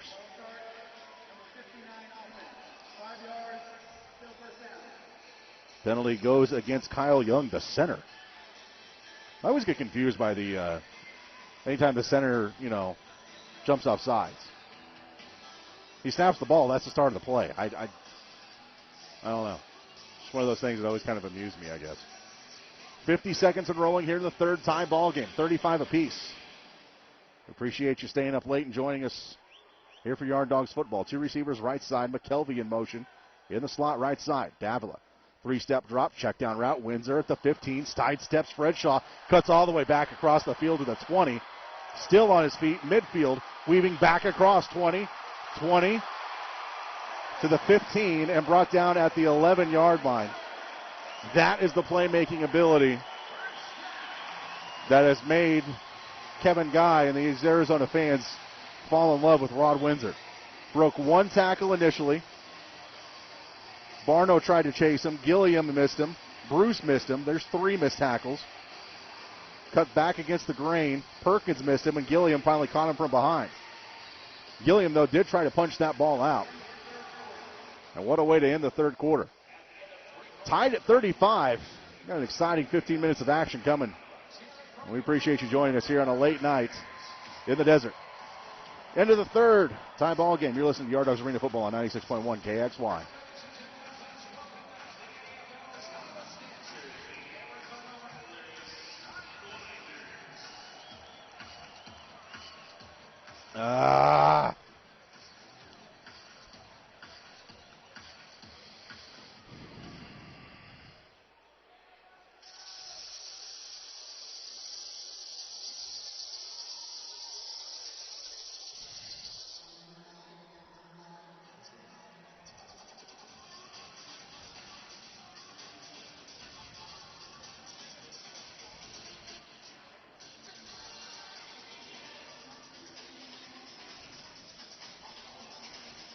Yeah, I'm not a fan.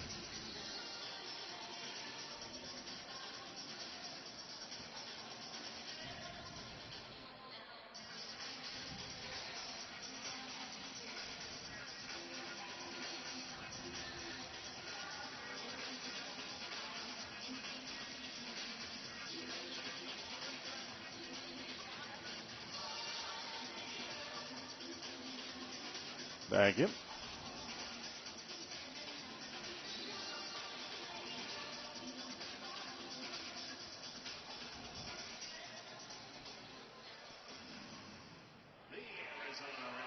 Start of the fourth quarter here in Phoenix. The Oklahoma City Yard Dogs in another tight one on the road. Tied up at 35. Dogs do have 1 interception on the night, but couldn't cash in after the great play by rookie David Highland, who on any other year may be a candidate for a Rookie of the Year, but with so many new players in the relaunch of the Arena Football League, it's kind of easy to get lost in the shuffle. But Highland, who came into the night ranked number 5 in interceptions, climbing up those charts. Also ranked number 5 is Dustin Barno in sacks. He's been close a bunch tonight, and the Dogs are going to need him and someone else on that front to step up and get to the quarterback. 1st and 10 from the 11. 2 receivers left side, and Windsor comes in motion. Davila, 5-step drop, throws. Windsor makes the catch at the 5, spun down by Mike Brown. Rod Windsor put up huge numbers a year ago in Rio Grande Valley. Torched Oklahoma City for some pretty big numbers in a pair of games last season. Picked up 8 on the completion. Rattlers can actually get a first down without scoring. And this defense, which has been on the field for a long time, backed up to their own goal line. McKelvey loops around to Tripp's right side. Davila looking, wants to tuck it, wants to run, got to the 1, flagged down. It looked like he made a diving attempt for the end zone, but it's not going to count. Aaron Shavers was just molested.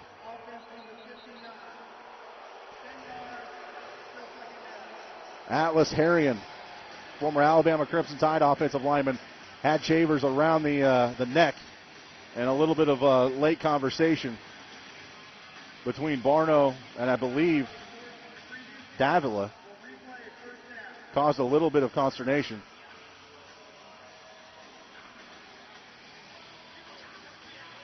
It should be 2nd down. I don't know where they're getting first down from. Even the scoreboard has 2nd down. Should be 2nd and 12 from the 14. 2nd and 13. There we go. They finally fixed it. The referee is saying first down.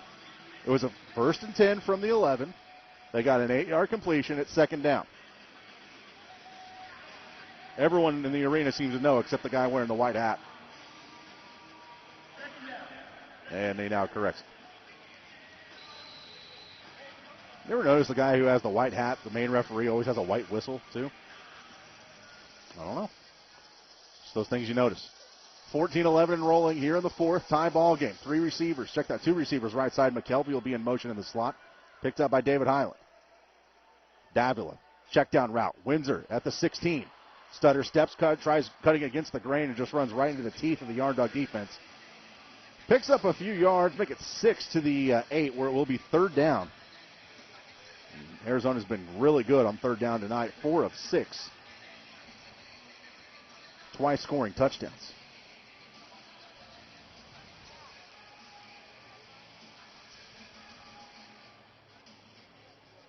Arizona, who's usually north of 300 yards, only 243 at this point. 3rd and 7 from the 8. McKelvey in motion in the slot left side. Davila gets the snap. Has time. Floats it. End zone. Flags down. Mike Brown was matched up with J.J. McKelvey. Pass went into the corner of the end zone, and Brown just kind of grabbed onto his belt. Did all he could to keep McKelvey out of the end zone for the 3rd time.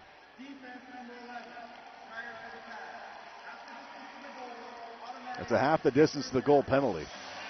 And will be an automatic first down.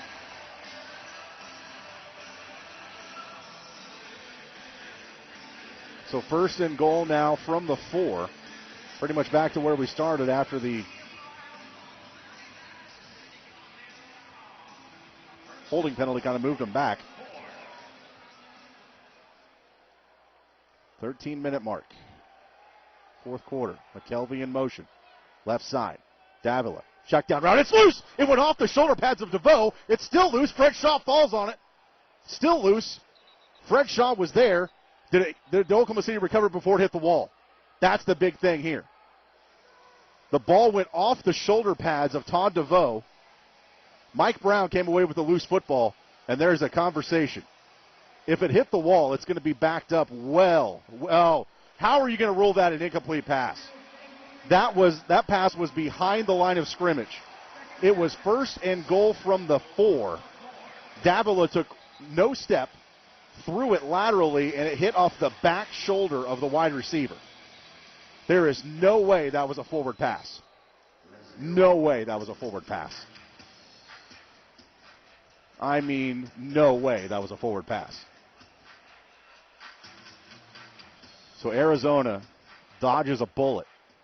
2nd and goal from the 4. McKelvey in motion. Maybe now we know why DeVoe only had one catch prior to tonight. Davila, 5-step drop. Directing traffic, finds Windsor. Touchdown, Arizona. A little 5-yard stop route. Back shoulder throw yet again to Rod Windsor. Results in 6 for the Rattlers. 41-35.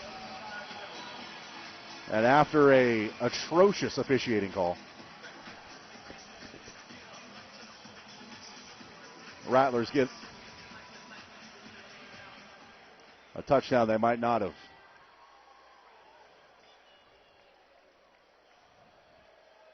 Scaccia's extra point is up, and it is good. He's hit dead center on every kick tonight. 42-35. Arizona on top by 7 with 11.5 to play. A bit of a gift, but it's the way the cookie crumbles. Timeout on the field. You're listening to Yard Dawgz Arena Football on 96.1 KXY. No way that was a forward pass.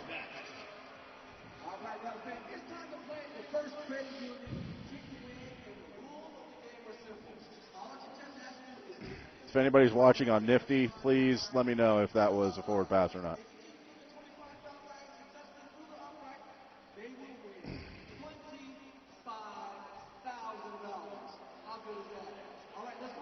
Yeah. No, that's fine. I know a bunch of people that are watching, so.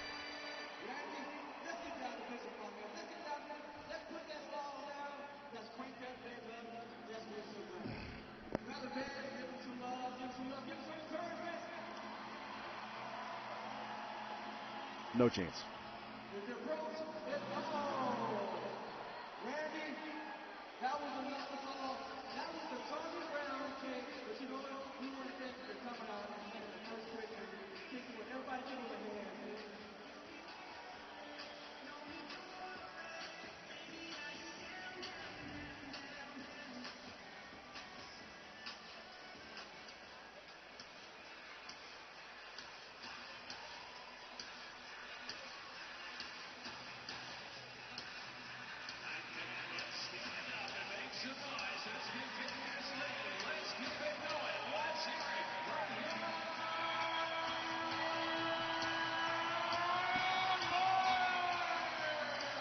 How will the Dawgs respond after seemingly have a turnover taken away from them?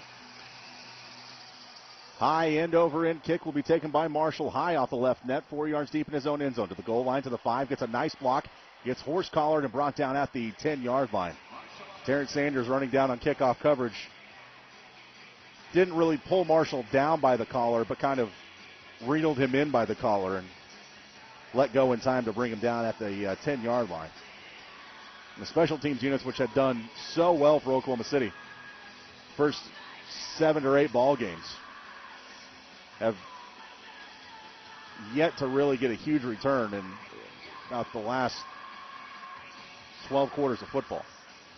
Dawgs down by 7, first and 10 on their own 10. Ashcraft, the tight end on the right side. Marshall and Fulton back in the ball game in motion left side.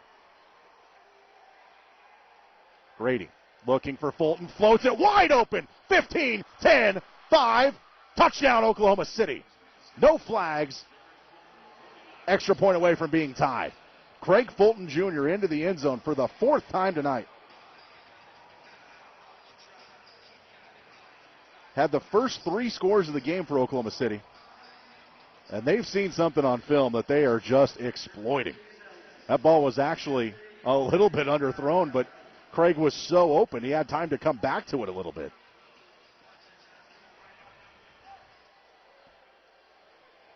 Fourth touchdown catch of the night, Craig Fulton Jr. He had 4 coming into the night. Eminger's extra point is blocked.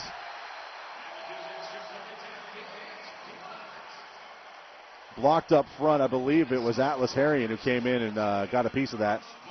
Actually, it was Marcus Pittman. So a 1-point difference. Oklahoma City's missed 4 extra points tonight. 2 of them have been blocked. It's a 1-point game with 10:17 remaining. Dawgs down 1. Go on defense when we come back. You're listening to Yard Dawgz Arena Football on 96.1 KXY.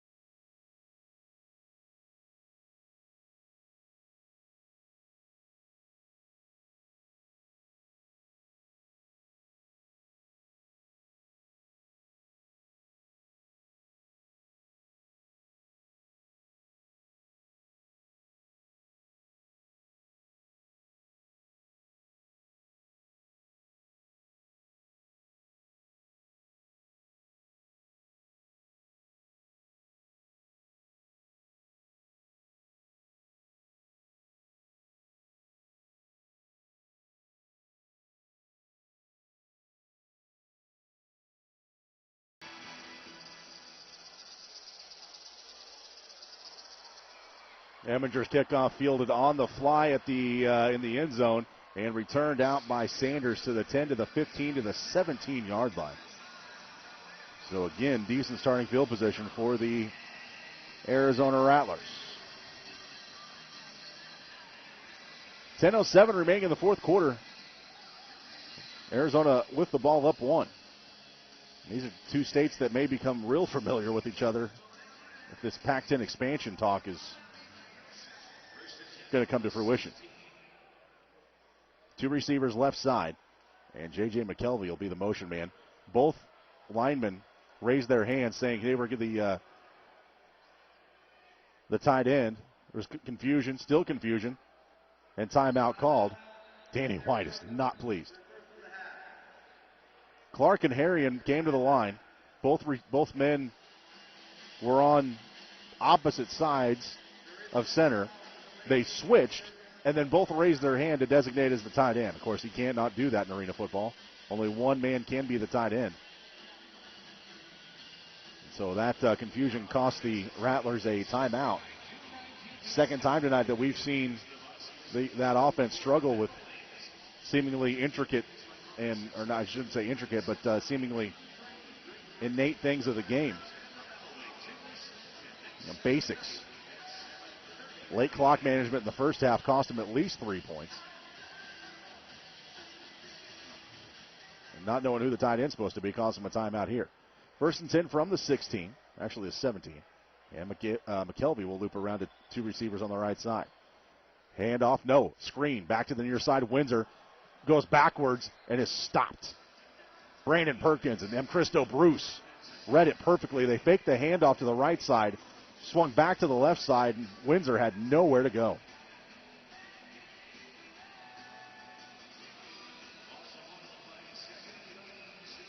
They actually give him a loss of a yard. It'll be 2nd and 11 from the 16. 9:12 remaining in the ball game. Oklahoma City down by 1. McKelvey will be in motion in the slot right side. Davila under center. Pats throws. McKelvey caught it and dropped it. And McKelvey, I think, kind of took an incidental foot or a knee to the noggin.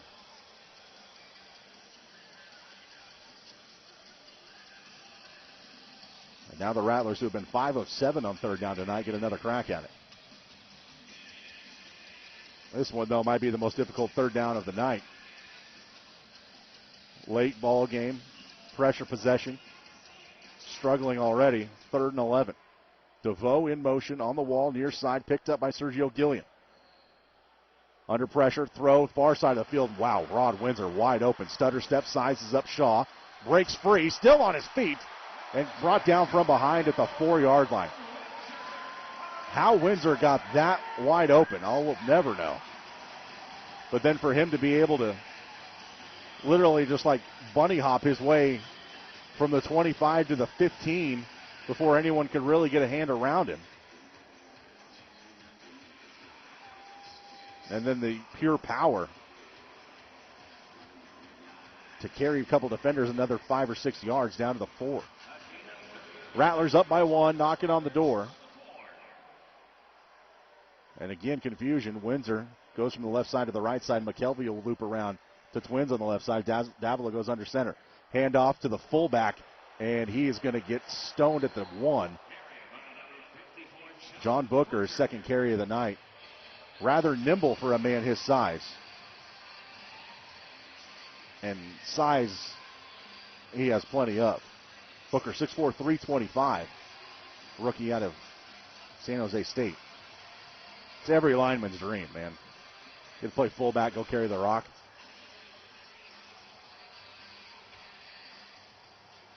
Got 3. And Booker will be the fullback directly behind Davila here on 2nd and 1. McKelvey. Flag down, was in motion. Botched snap, almost a botched handoff, and he goes nowhere. Booker got to the 1 and was just crushed by the chainsaw. Kevin McCullough. Flag down against, they said number 16, but Alvance Robinson does not play defense, so it must have been Barno, 18. Second and goal from about the 1 foot line. They've gone to Booker 2 consecutive plays, although they almost butchered the last one. Windsor in motion, left side.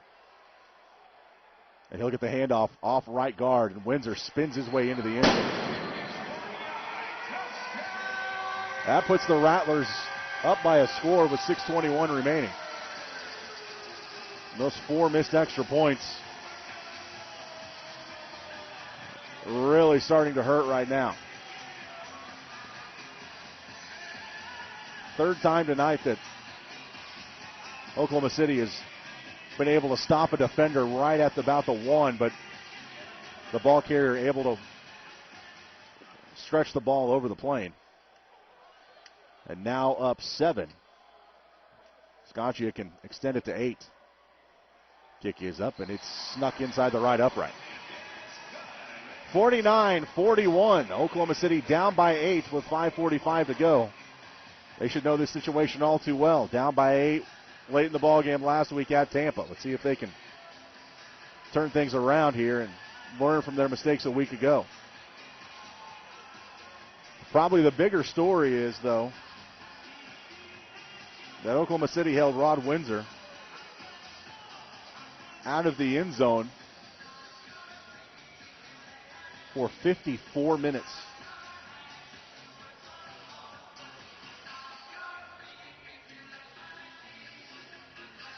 The Yard Dog offense will be back on the field here quickly. Tommy Grady, 15 of 18 for 193 yards and 5 touchdowns. Had a great start to the ball game, especially in the first half, but neither offense really has had much to brag about here in the second half. Granted, they're scoring, but they've been doing it in very discombobulated sorts. Scaccia has it on the tee. High end over end kick. Marshall will take off the net left side. He bobbled it out of the back of the end zone, picks it up, and it actually hit the back wall and will be ruled down by contact when that ball hit the back wall. So the Dawgs will start 1st and 10 on their own 5, and that's probably as good as it could have been considering that kickoff unit was blazing down the field. 5:37 remaining here in the 4th. Dawgs down 8.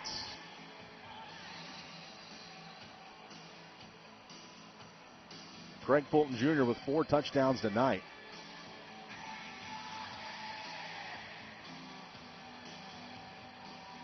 And his return to the lineup.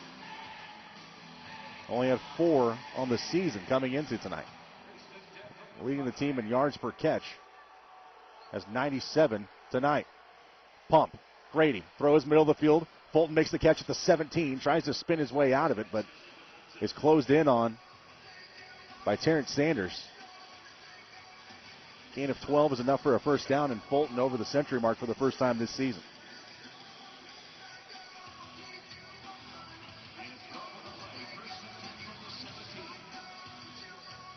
In fact, just the 4th Yard Dog receiver to go over 100 yards this year. And 2 of those 3 not in the lineup tonight. Lee in motion, right side. Grady, 5-step drop, floats it, looking for X down the near sideline. And they're going to throw a flag. Wow, that one is a bit of a gift. Xavier Lee was tangled up with Terrence Sanders down the near sideline. Fans are saying offensive, but really it was, I don't think a flag should have been thrown anywhere, offensively or defensively. That one was, now with a lengthy conversation about whether or not it was a penalty. and I hate to critique anyone in their job, but the back judge looked like he was getting a stern talking to. And they're now going to talk with Kevin Guide. Apparently it's against Oklahoma City.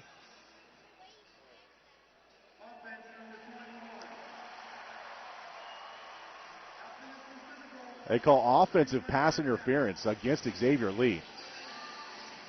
Even though the ball was about 7 yards away from where Lee was. Apparently the receiver does not have an equal right to the football. So that will back the Dawgs up. Good news is it's still first down. 4.5 remaining in this ball game. Dawgz down 8. Marshall and Fulton to the left side. Fulton with 4 touchdowns in the night. In motion in the slot left side. Grady gets the snap. Pumps. Retreating. Throws out of the back of his own end zone. Pass up, and it's intercepted. Grady got hit as he threw it. The ball was up for grabs, and Kelvin Morris came away with the pick. There is a flag down. And illegal defense against Arizona will negate an interception. An illegal twist up front is probably why Grady got hit.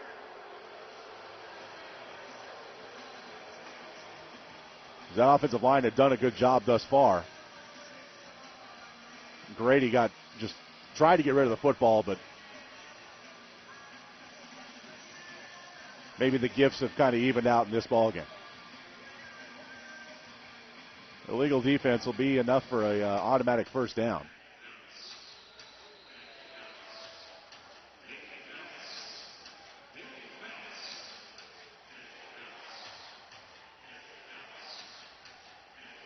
Instead of being a 5-yard penalty, it's actually a 7-yard penalty, which makes not a lot of sense, but okay.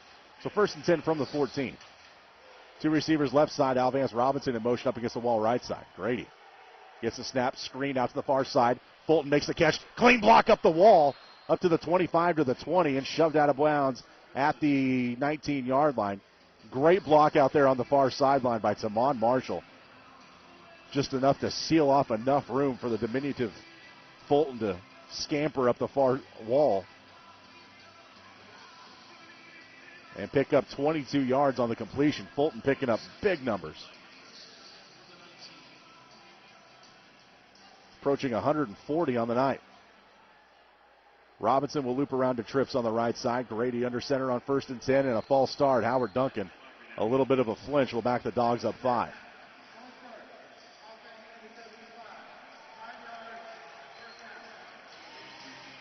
So that'll back the Dawgz up to the 24-yard line.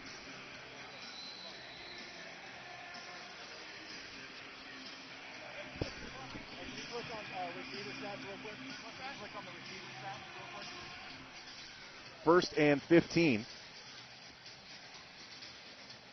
Craig Fulton, 8 catches, 166 yards tonight. Easily the highest by a Yard Dog receiver this season. 3 receivers right side. Robinson in motion. Grady floats it end zone. Touchdown, Oklahoma City. They are absolutely destroying Riley Swanson. Alvance Robinson, his first down catch with Oklahoma City. And the Dawgz down 2. We're going to go for it here.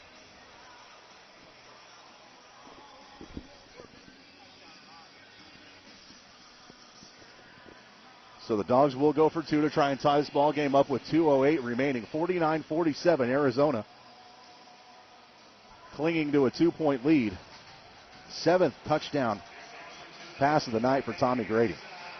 All 3 receivers go to the right side. And Xavier Lee will loop around to be the lone receiver left side. Grady gets the snap. Rolling right, throws. Caught! 2-point conversion good. Tamon Marshall with the grab. And so after failing to get a 2-point conversion on the road last week at Tampa Bay, Oklahoma City gets a 2-point conversion with 102 seconds remaining. And we got a lot of football left to be played, ladies and gentlemen. Tied at 49 in the desert. You're listening to Yard Dawgz Arena Football on 96.1 KXY.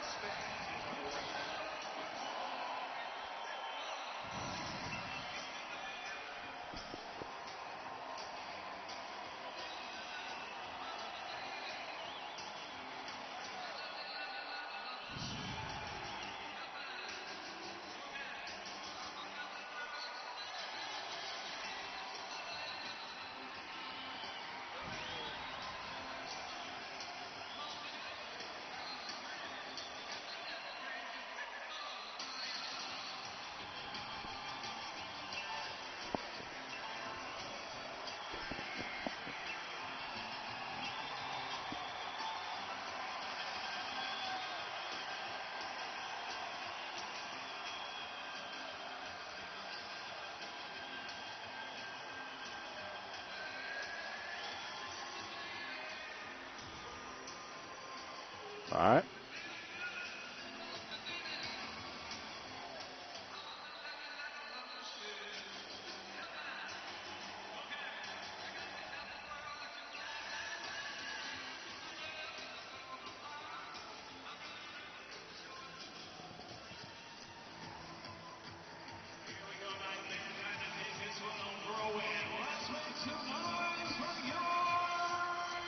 Thanks for staying up late. It's been a good one. Oklahoma City and Arizona tied at 49. 1:42 remaining in the fourth quarter. Eminger has it on the tee. And Terrence Sanders deep to return. Onside. It's up. It's loose. Eminger got drilled, and it's going to be returned for a touchdown. They tried the surprise onside. Eminger was reaching for the football and just got crushed. Although Eminger, a salty veteran, knew what was coming, and it was returned for 9-yard touchdown by Riley Swanson. That's the danger with the onside kick, though. You got to know the risks involved. Dawgz a man short on the defensive front.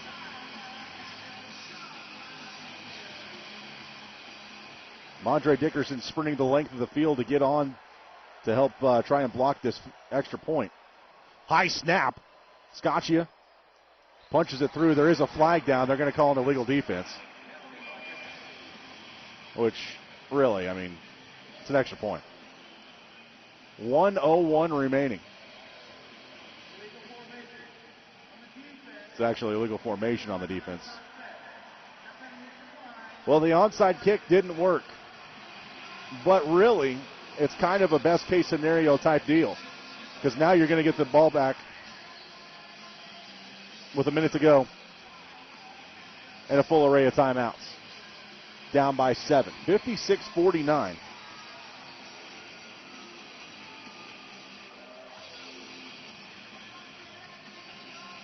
$10,115 on hand tonight at the U.S. Airways Center. Of course, this is the home of the Phoenix Suns.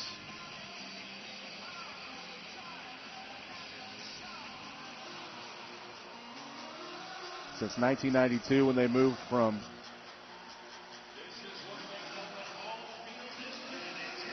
another arena in town. Beautiful downtown area here in Phoenix.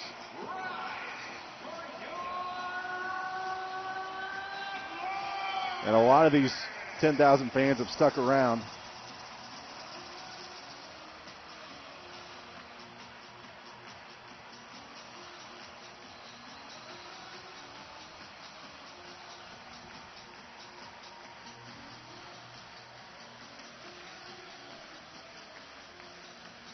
Nick Davila's masterful effort tonight might go off, kick off the iron.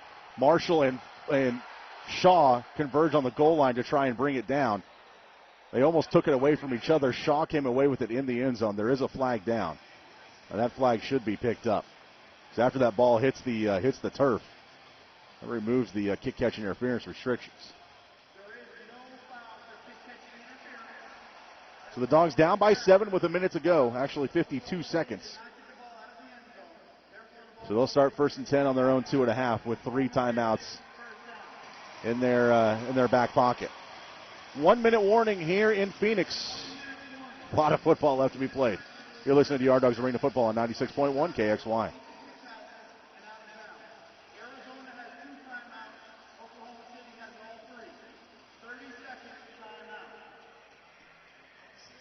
They're only going to make this one a 30-second timeout. Please.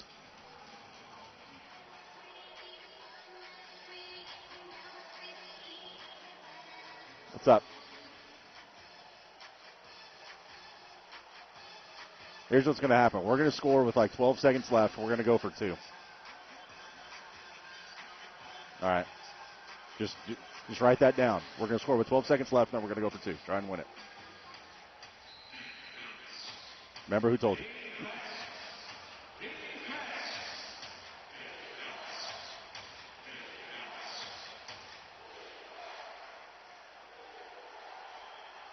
Two receivers right side. Grady from his own end zone. just flings it out of the back of the end zone. There is a penalty flag in the end zone, most likely for a hold or a trip. Penalties in the holding penalty in the end zone will not result in a safety. It'll just be half the distance to the goal line.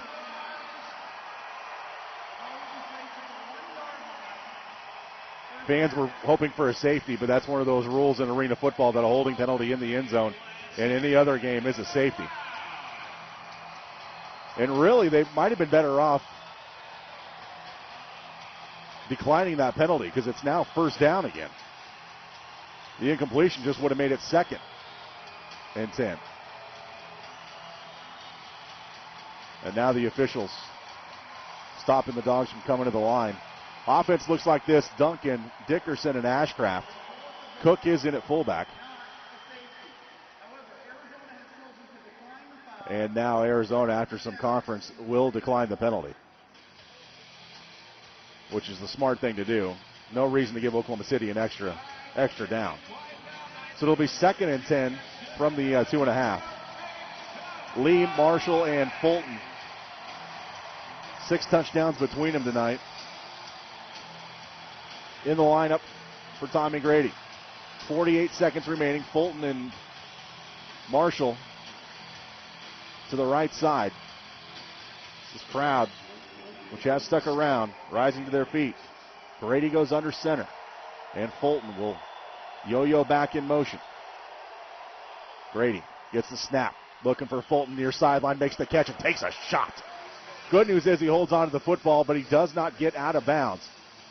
19-yard line. It's a pickup of 17. Clock rolling with 35 seconds, and Oklahoma City really not in panic mode just yet. 3 timeouts. They're trying to bleed as much time as they can off this clock to hopefully score and get a 2-point conversion and maybe win it, or try and force overtime. 2 receivers left side, Fulton in motion. Check down route. Xavier Lee makes the catch into Rattler territory and gets out of bounds.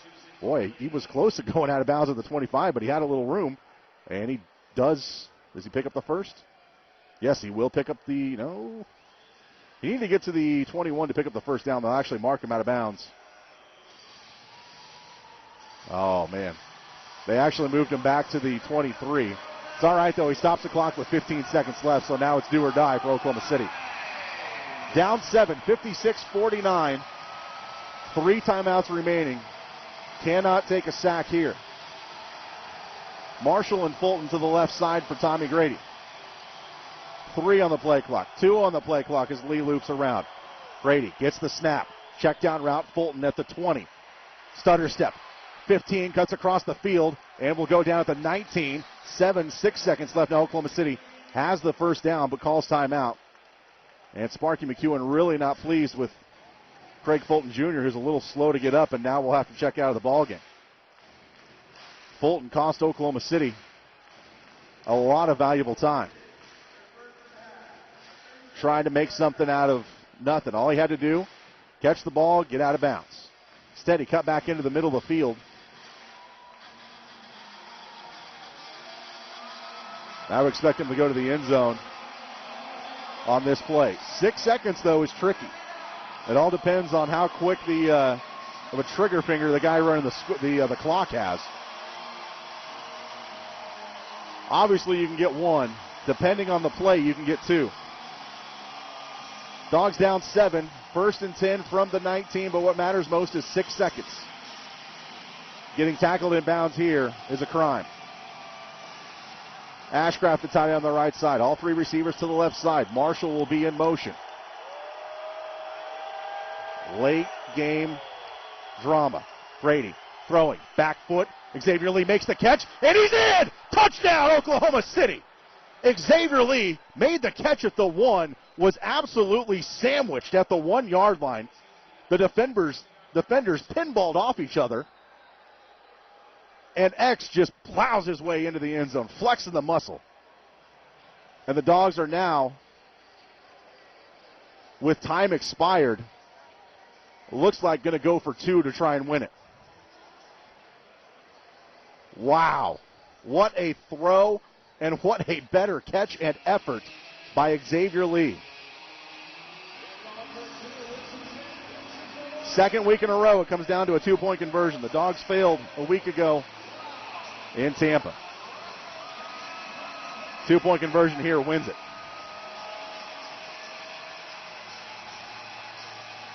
(56-55). And Oklahoma City is going to most likely take a timeout to discuss it, and they will. Comes down to this. An extra point would send it to overtime, but Eminger has missed 4 tonight. He's had 2 blocks, and he's missed 2 by maybe a combined 9 inches. Oklahoma City takes their second timeout. It really is no consolation at this point. It's irrelevant. What matters now is a 2-point conversion. Arizona got some late wins thanks to some interesting penalty calls late in ball games. The Tulsa game comes to mind.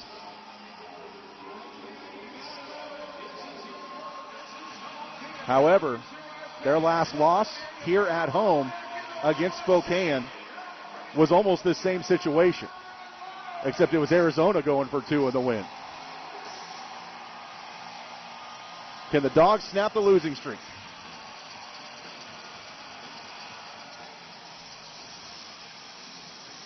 Ball on the left hash. Lee, Robinson, and Marshall to the right side. Cook offset to the right side of Grady. Duncan, the tight end, on the left side. Robinson will loop around to be the lone receiver left side. Grady gets the snap. Pumping, looking, throws, end zone, batted away. No flags. And Arizona escapes with another last-second win. 56-55. A well-played ball game by both teams.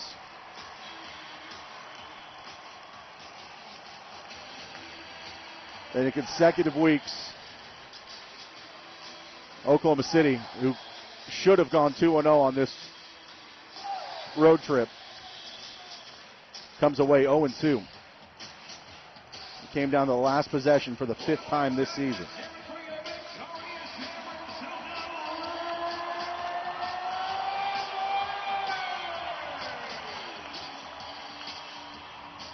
Dawgs now 1-4 in games decided by a possession or less. Dawgs dropped to 3-7. Arizona moves to 6-3. And now heading into the bye week, Oklahoma City's played their asses off for about the last month and only have 1 win to show for it. Final tonight from Phoenix. Arizona 56, Oklahoma City 55. Take a timeout. We'll get you some final numbers and some scores from around the league. Dawgs lose a heartbreaker on the road by 1. You're listening to Yard Dogs Arena Football on 96.1 KXY.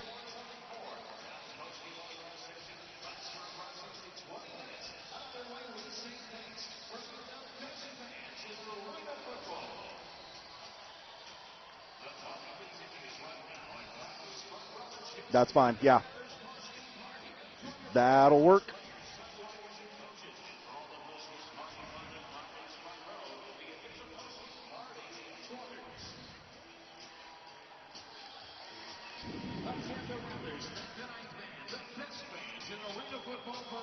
Support and look forward to seeing you back with us next Saturday night, June 19th, as your Rattlers take on the Muskie Shreveport Battle League in a 7:30 p.m. kickoff right here in the Smith. One more time for your winners tonight, your Arizona Rattlers.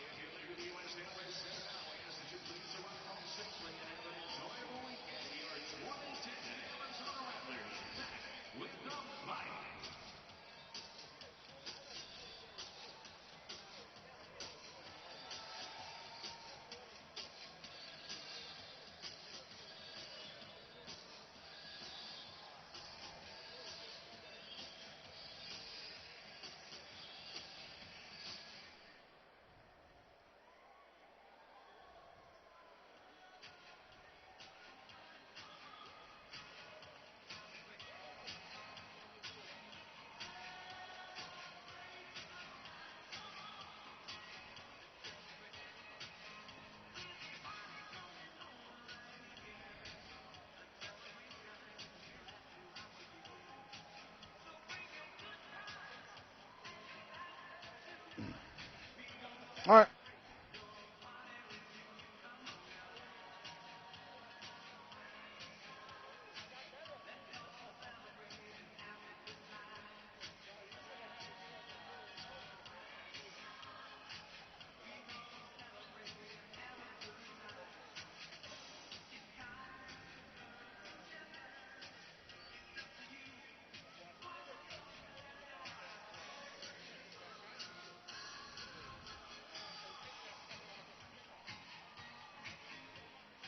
Second week in a row, the game comes down to a 2-point conversion, and for the second week in a row, Oklahoma City unsuccessful. They fall tonight in the desert to the Arizona Rattlers, 56-55, in a very, very good ball game. A little bit lower scoring than I think a lot of people had anticipated, considering the way these defenses have played at times this season and the way these offenses have played. Oklahoma City did everything right in trying to win this ball game tonight, but you got to look at the possession of the first possession of the second half. Dawgz get an interception, can't do anything with it, and some of that's decision making. Maybe some of it's I don't know. I'm kind of stunned right now just because there were moments in the last two ball games where I thought, okay, we've got this one wrapped up, we've got this one done, we've got this one won, and then just something crazy happens. Got to give Arizona a lot of credit, though. They had every opportunity to fold up shop the way Oklahoma City's offense was playing tonight. And for as good as the defense had played over the last, really with the exception of one ball game, had played very well over the last month. Unfortunately, it just wasn't enough to get the job done tonight. No sacks on Davila. They did apply pressure, but really that secondary did a great job only surrendering 7 touchdowns tonight. You say only surrendering, but to say you held a team to 50 or an offense to 49 points in this game is pretty amazing. And is you look at some scores from around the league. I mean, there's some 80s being put up, some 70s being put up. So for them to go out and shut down one of the better offenses in the league and limit Rod Windsor, who had 24 touchdowns coming into the night, to limit him to 1 touchdown, and it was a rushing touchdown. I'm sure there are fans that are upset and fans that are disappointed and want heads to roll, but let's face it, this team is playing a heck of a lot better than it was even when, even the Bossier win or the Alabama win. I mean, there were better played games tonight that Oklahoma, or there's worse played games than they had tonight that they've won, and they have rarely played better than this season. So a hard-fought effort tonight, but the Dawgz dropped to 3-7.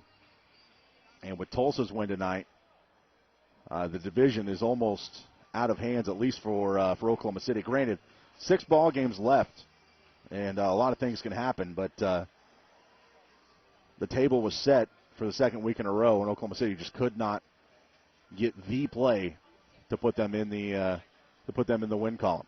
The final numbers tonight: Oklahoma City 331 yards of total offense on just 39 plays.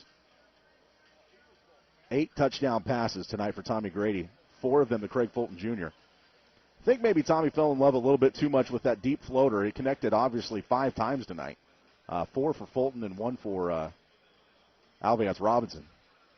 But you look at the way the game was going, for Xavier Lee to make the play that he did to get the touchdown to pull it within 1 was an amazing play.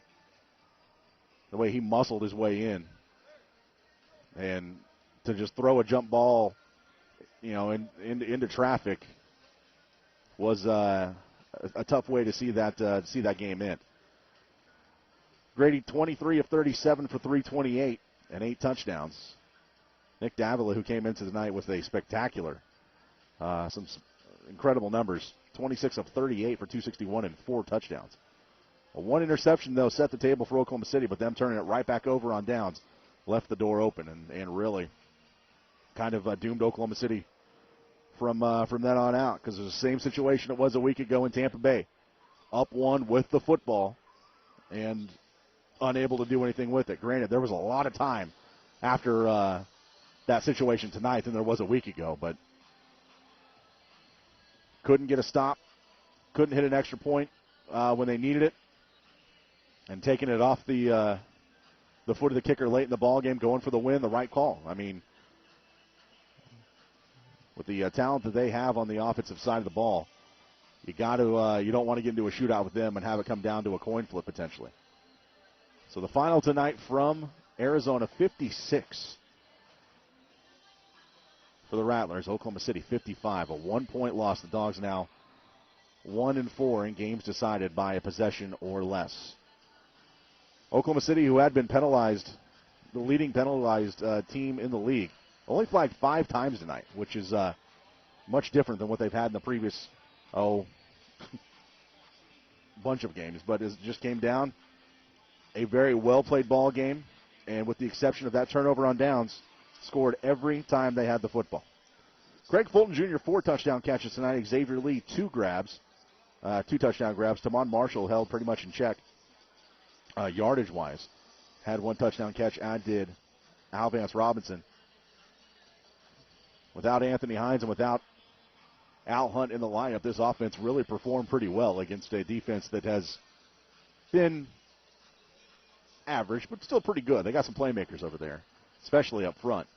And to go an entire game without Tommy Grady being sacked is a moral victory in itself, but there are no moral victories when you're 3-7, as the Dawgs are now. Going into the bye week next week, I'm sure there will be some personnel changes, some new players, new faces. So we'll see what the Dawgs look like when they return home to the Cox Center on Saturday, June 24th, to take on the Dallas Vigilantes, who are desperate for a win as well. They had a game in hand tonight against Tulsa, only to see it slip away and come away as another home loss. They dropped to 1-8, and will be a very hungry team when they roll into the Cox Center in 2 weeks. I want to thank Deanna Skelton back in the studio for doing a great job of staying up late with us tonight. I want to thank you for hanging out with us tonight as well. Everyone listening, I know there's a bunch of people out camping or whatever else. Thank you for taking us wherever you are and listening to a heck of a ball game tonight. The Dawgs just come away 1 point short on the road in Arizona. The final tonight from Phoenix, Arizona 56, Oklahoma City 55. Dawgs lose a heartbreaker for the second week in a row. You've been listening to Yard Dogs Arena Football on 96.1 KXY. Good job, girl. All right, what are you going to do on the off week?